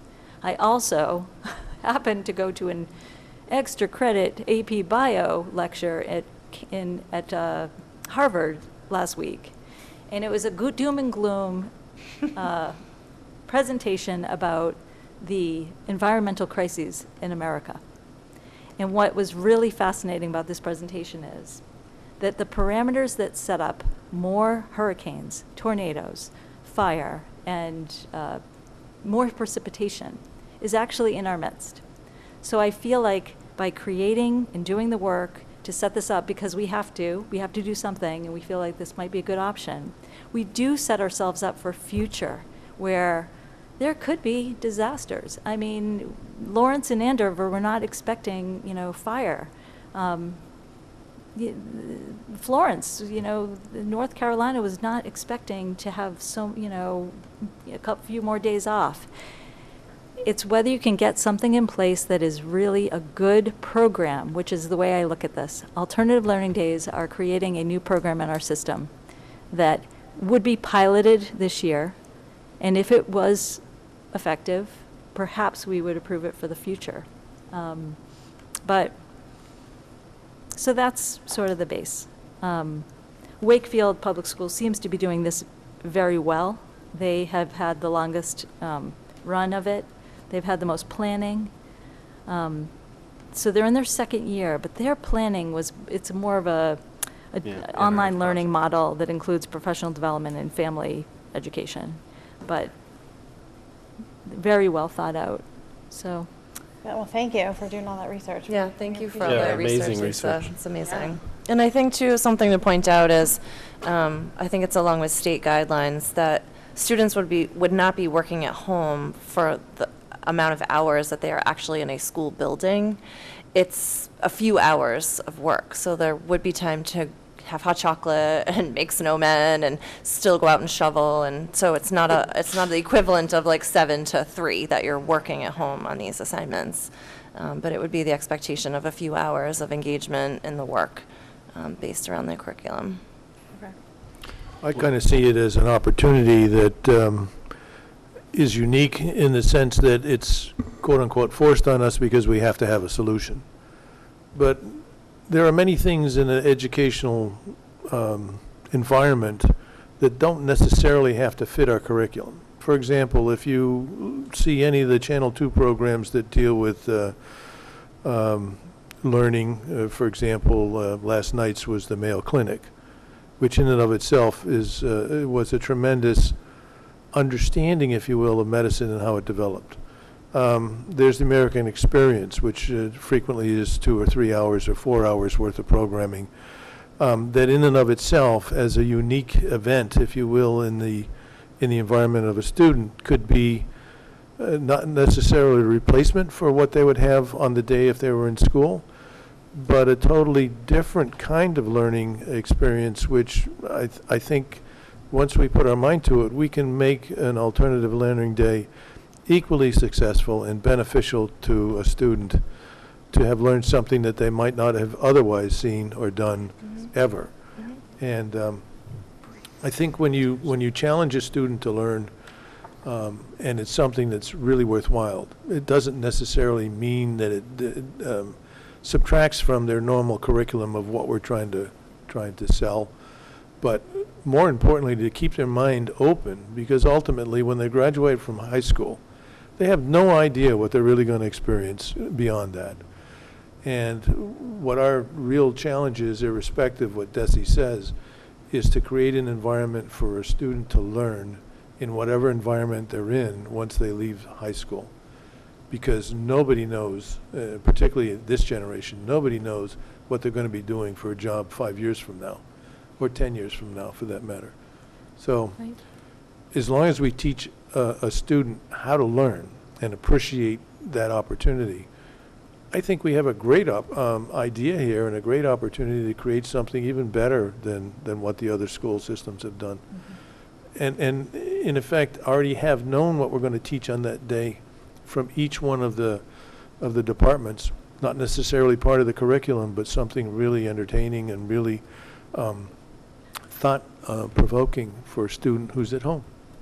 So just to answer that point, the state recognizes these types of days currently, as in right now, similarly to when we just approved a couple of days in Washington that are school days, because they see it as you're giving permission to those educators to educate in a different way, but are covering it as regular school days.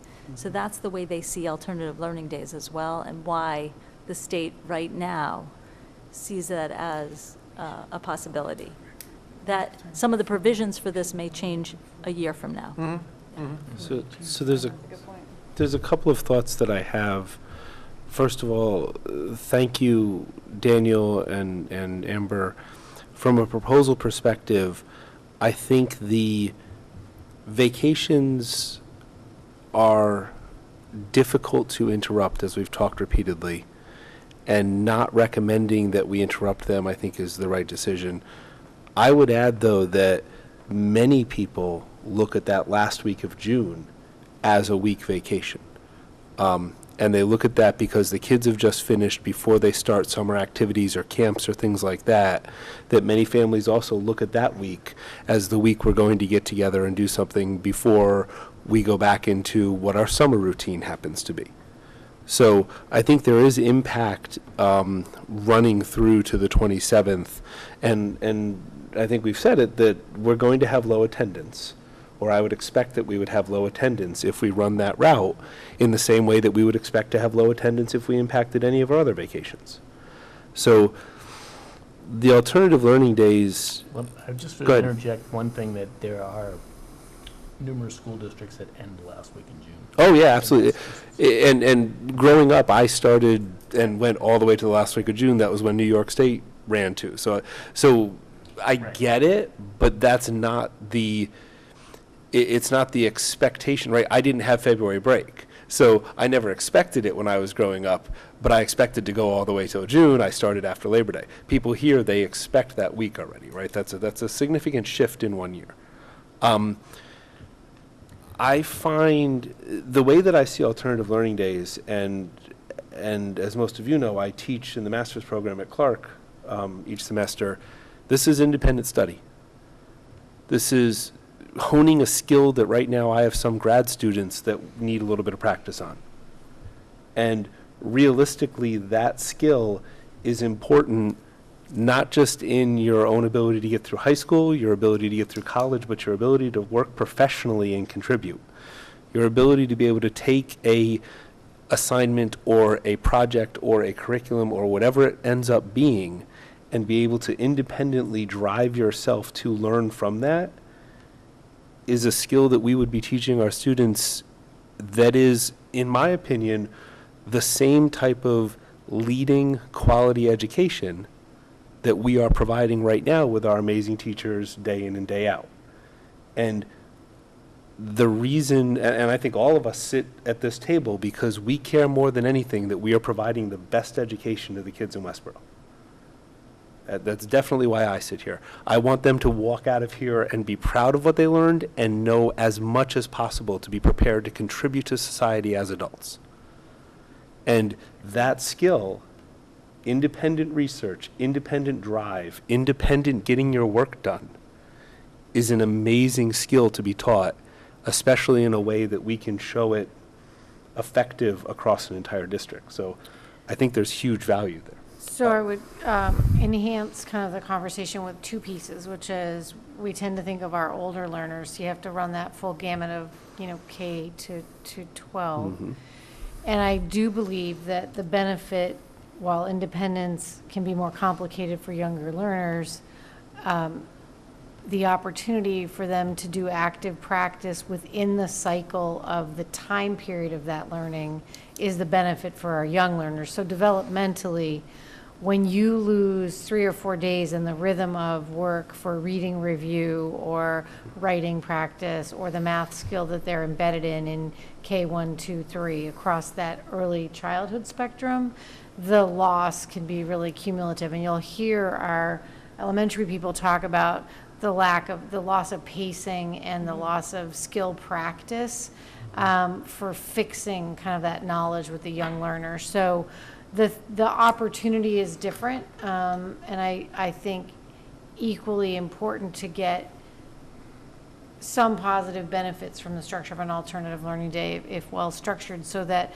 there's some active practice within the week where the snow day occurs, as opposed to just we're going to drop that day, and in June you don't get that opportunity to come back in and get that active practice. You don't pull that same lesson to move, yep. So I do think we have to know that for people listening to this conversation, they're thinking about their child, their fifth grader, their kindergartner, their high schooler. So everybody's going to be super individual about this.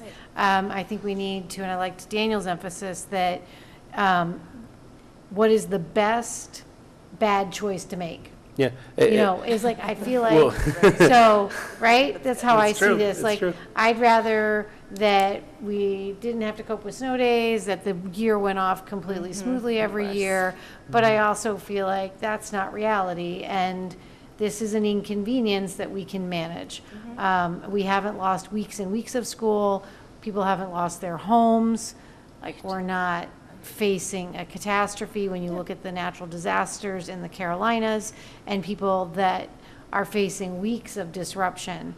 I think it's just important that we keep our perspective and that we can provide a good enough response to make up these days and plug them in potentially in the right cycle of the year. The one thing I still want to add, though, and in all of the things that I think this is good, my biggest fear, and having been raised by a teacher, I know how many extra hours they put in just to handle their curriculum right now. And I think your statements need to be very crystal clear to the entire community. This takes a lot of work on our teachers to be able to set it up right. We need to be cognizant of that impact. And So I'm going to respond because the feedback I've received is that the teachers are planning a regular day. So part of the 180, so these are possibly 5 of the 180, are planning as if they're planning for a regular day. It's the implementation process, really, with the leadership team and everyone understanding what their responsibilities are on those days that really will require significant More work. coordination. It Okay. really is about that, and it will require possibly K through 4 or 3 to figure out what is the best method for their students. Meaning, if your teacher says, I would rather hit, hard copy, send home, they may go that route. Another teacher might say, I've been doing online learning, the whole year. I have my own website. They may go that route. And with high school, it would typically be the classes that you were to meet on that day are the ones that are being covered, and also in middle school. So, yes and no. Okay. And it may require more work for special ed to coordinate what kind of support or what kind of altered lesson is required for students who have specific learning issues that must be accommodated differently in either an online learning assignment, and making sure that those kids are accommodated. I think that's really important. And we've to already started emphasize. some of those conversations. I think the highlights there for us to iron out are that appropriate independent practice on skills that are accessible are always appropriate for all learners of all types, and that because the finalization of the learning isn't required the next day, you get 2 to 3 days beyond that opportunity to kind of finalize that learning. I think that we get an opportunity to kind of sweep and return and be able to review and implement with students who might need a second pass at what they accomplished while they were away from us. So there is some thoughtful work going into beginning to preliminarily think about that. But I think the school districts that have gone before us will give us some good guidance, and we've already started that research. So I think, again, I want to wrap up the general conversation for now. I'm watching our time and thinking ahead with you. You can begin surfacing other questions. I think it's in an active thinking stage now. I think it would be our hope to bring back an opportunity with, after some preliminary work too with the unions, kind of in a parallel line, to move forward with some type of an approval as soon as possible. I think, So- yeah, I think the forming a small subcommittee Yep. is a a good great approach. idea too. And I do think, though, we'd be remiss if no one mentioned power outages in this conversation. So- Right. That's Because because of the power one outage are day on stressful this- Well, enough. Without- your internet outage may go out way faster than your power even, so. Well, whatever, yes, but if a parent is trying to work from home and now you have, in my case, 4 kids that need to get their work done, and you're worried about your refrigerator and whatever, getting your garage open to get your snow blower and your car out, like, I just would be remiss if we Fair did point. not mention power as a, And that's one of the reasons why assignments wouldn't be due You'd have the a grace following day. period. You'd have a so few we'd have days to to work have some on it. flexibility in Right. there, or. But it would have to be a call, meaning that there would have to be like the all call of, this is an alternative learning day, or this is not a possible alternative Right, learning day. right. And the one That's thing on interesting, your proposal is really about that first day. The first day, if we don't take advantage of the snow days we have, and then an outage comes on the 3rd day or Then the you lose 6th that, day, yeah. you lose the opportunity Yeah. to cover that day. And although I recognize what you're saying, which is, but we have that June 21st, and why can't that be a possibility?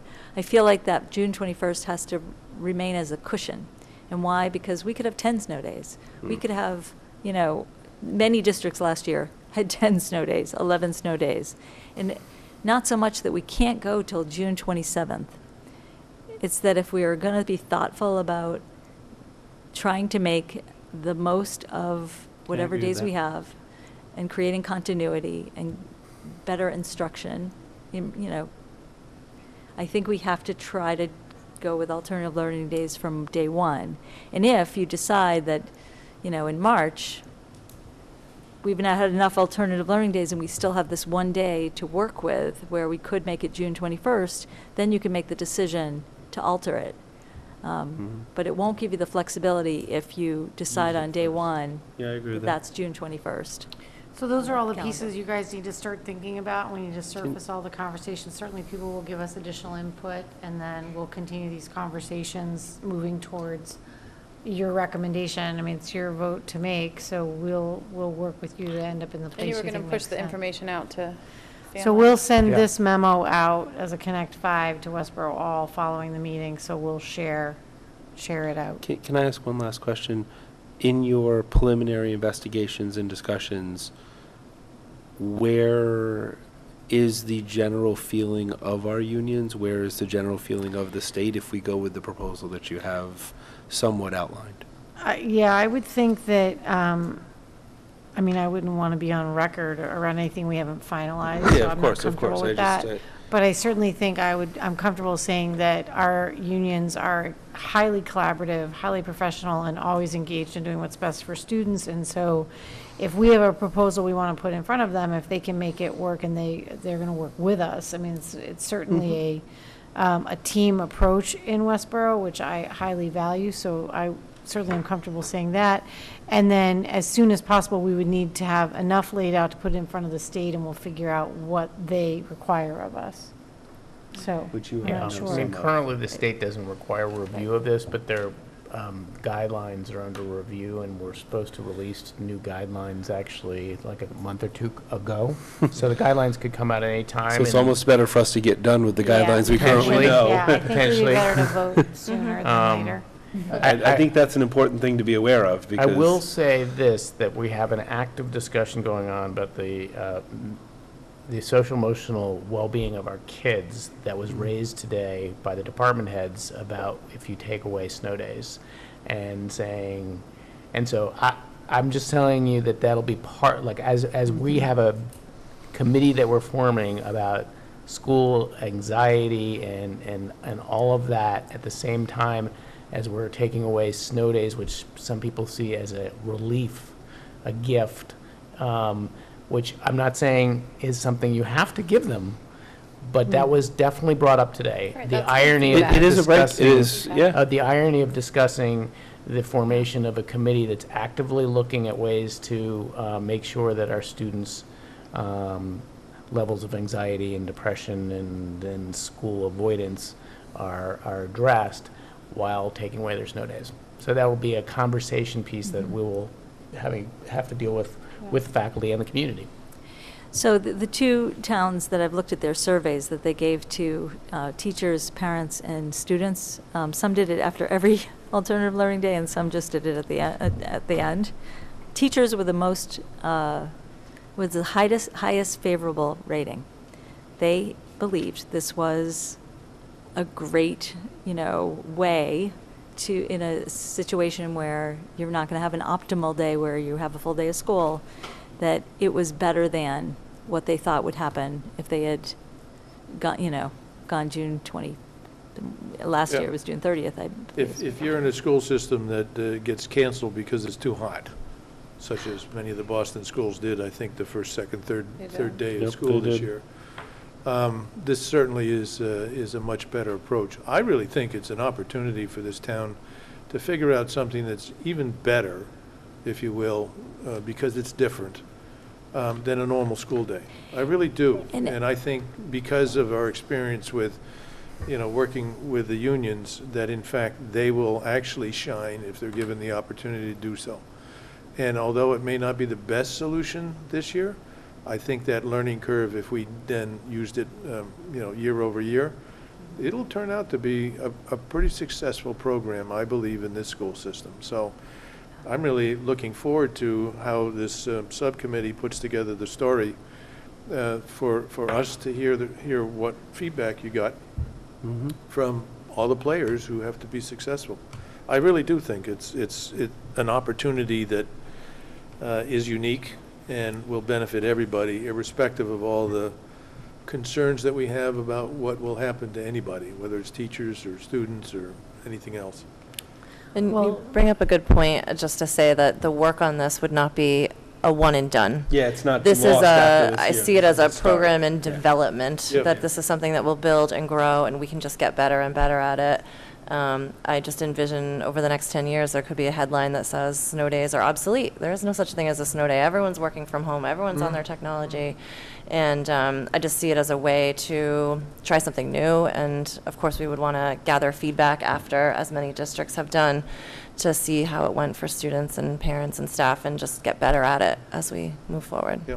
And teachers might see it as an opportunity. Even the amount of professional development that's going on for emotional behavior learning and teaching to that population, they might find it as an opportunity to actually give lessons that actually correlate with what they're learning in professional development this year, that would accommodate the idea that a snow day is a break, and that they may change their curriculum or change their lesson to accommodate the fact that kids are at home.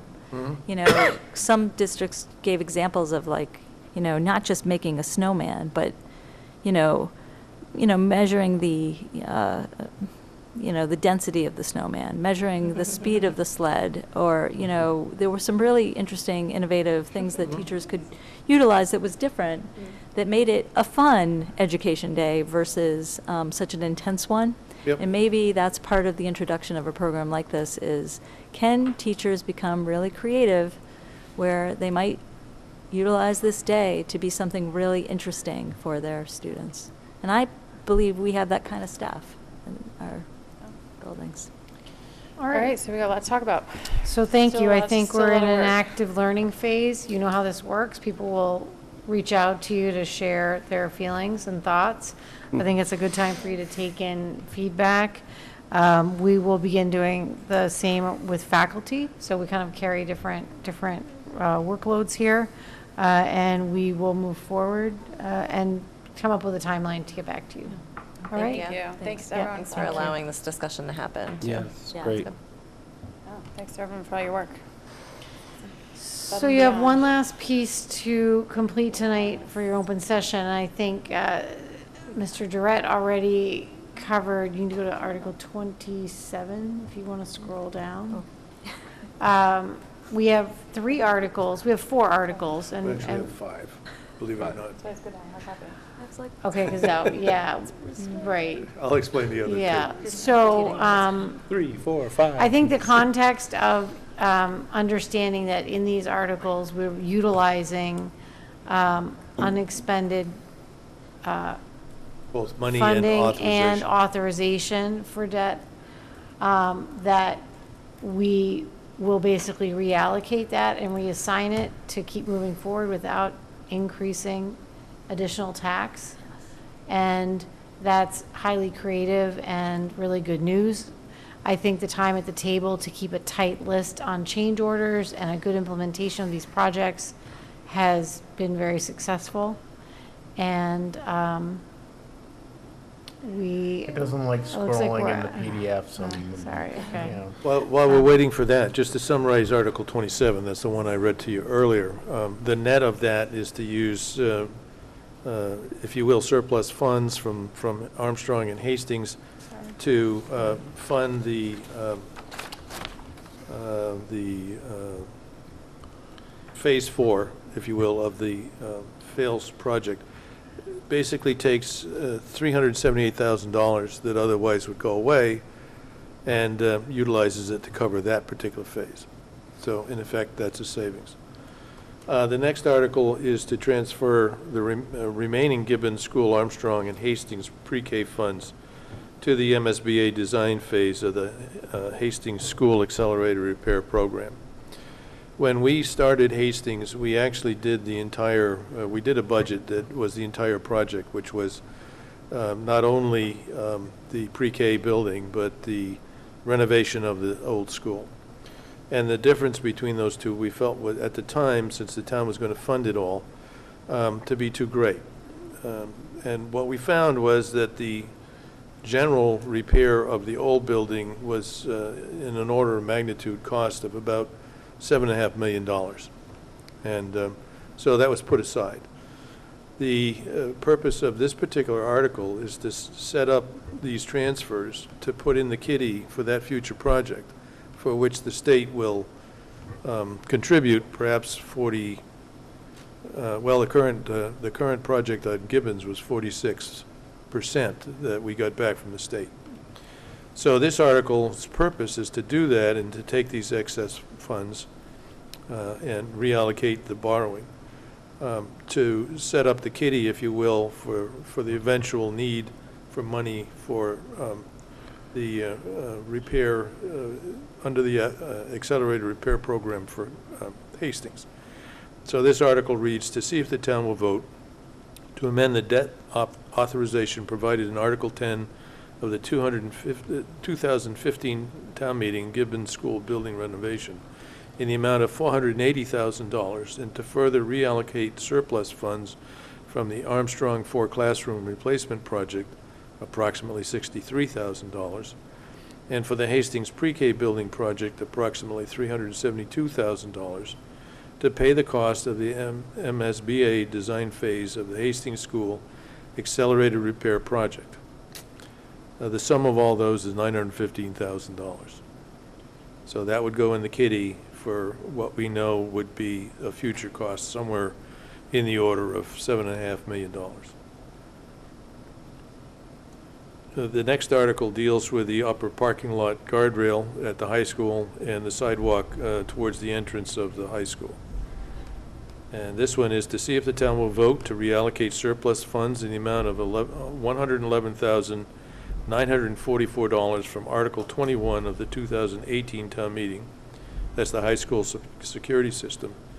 And further, to amend the debt authorization in the amount of $120,056 from Article 10 of the 2015 town meeting. That's the Gibbon School renovation project, for the purposes of replacing the guardrail in the upper parking lot and replacing the front entrance concrete sidewalk at the high school. The sum total there is $232,000. That number comes from an estimate that was done by the town engineer last year, working with Bob Ferguson, and it has been escalated by a year to give us what should be the project cost. Ultimately, we'll find out what that will be when we put the project together and bid it. So those are the three major school articles.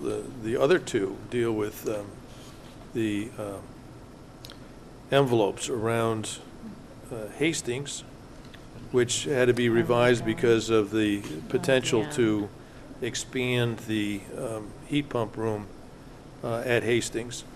And because of our zoning under M1, we need to draw an envelope that will allow that to be included within the envelope for construction. I believe currently that is Article 38, zoning bylaw amendment section 2600, planning board.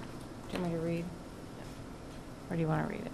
Oh, I'll read it. And in fact, this has already been before the planning board. The public hearing has already been held.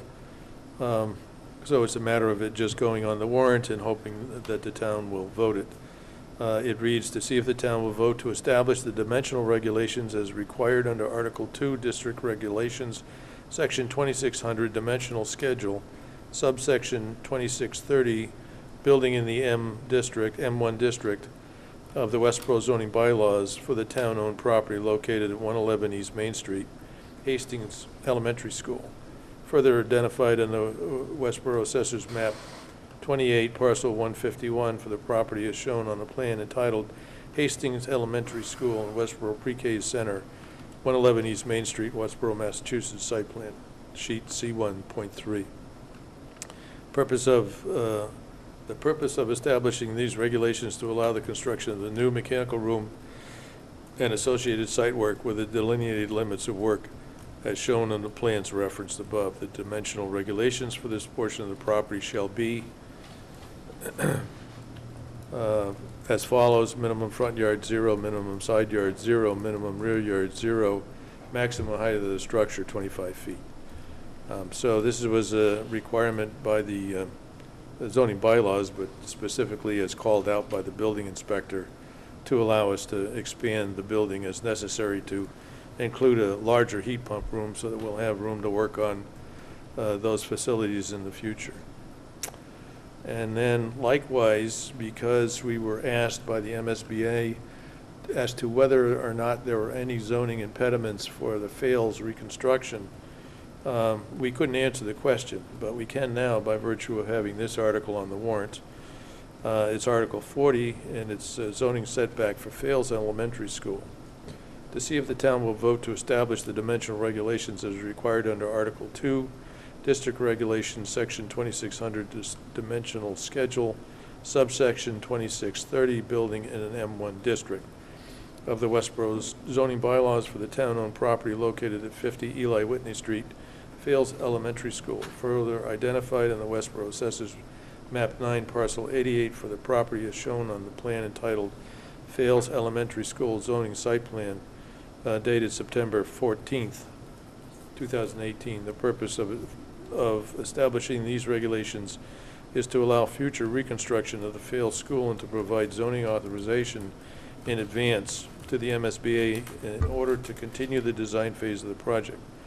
Dimensional regulations for this portion of the property shall be as follows: front yard 0, minimum side yard 0, minimum rear yard 0, maximum structural height of 45 feet. Now, where this one is the drawing has been filed with the town clerk and is in the hands of the planning board. The public hearing for this is October the 2nd. I think that's next Tuesday. Yep. And which is a prerequisite to a vote of the town meeting to authorize this zoning. Again, although we don't really need this for a couple of years relative to construction, we do need to say to the MSBA that there aren't any impediments to the project. This is a 2/3 vote too, right? Because it's Yeah, zoning is a 2/3 vote. And so those are the three articles that we have. Excuse me, 5 articles that we have. 3 of them deal with transfer of money so that we can continue our design and development program with the MSBA for those 2 projects going forward. So we have a nice array of articles there. So I think, again, none of them requesting new tax impact in any of that work. And I believe that the majority of those will be presented by Steve on town meeting floor. The zoning articles are usually presented, of course, by Jim Robbins' team, and we should be ready to go. Do you want to make sure? Yeah, I just noticed a town manager statement under Article 40. The second sentence, I believe, says like, yeah, the article reads to establish zoning dimensions for athletic fields, bleachers, press box, et cetera, for the high school. And I imagine it was just cut and paste for some zoning. From the last one. Yeah. I'm not sure if this is the official warrant we're looking at. Yeah, I think it is. It is? Oh. So it was probably cut and paste from high school work, and so it's zoning, but it mentions. We can't speak for what happened in the town hall. Right. But we could say, I mean, I would assume that we pointed out to Christie that it's really, improper subject. I'll send her a note. Yeah, I think right we now. all understand that it's Yeah, a we typo. understand What the it warrant's is. about and what that, confusing, but but I know some people skim and they just look at the Yeah, town no, they were manager working statement, right up so- until deadline. I mean, Yeah. pulling the warrant together is very complex. So we read will it. email her a notation, and I'm sure they will work to correct it. Yeah. I guess for the record, one of the things I want to point out is that early in the fall, well, actually it was the summer, June, I think, the town authorized the borrow for all these articles that had happened in the past. And the interest rate that was subject to the bonds that the town issued was 1.74%. And it would be absolutely criminal not to utilize that very low-interest money now, because in future years, it certainly isn't going to be 1.74%. The rates are they're going up now, interest Right. rates. That's an on important, borrowing, so very it's a very important important point. Yep, so, I mean, that's the primary reason why we're trying to do this now, is to give the town the advantage of the low interest, which otherwise would disappear if the money was never used. All right. So no action is required of you right now. It's an update as we prepare for town meeting and to put us on record. There's a lot of opportunities for people to hear about our articles. And again, I think our work And your work as a committee is to make sure that you communicate to the community that they need to be in attendance at town meeting. Yes, we will do that for sure. It's October 15th. 7 o'clock. 7 o'clock at Westborough October High 15th. School. Yep. 40. There's no articles. soccer game that day.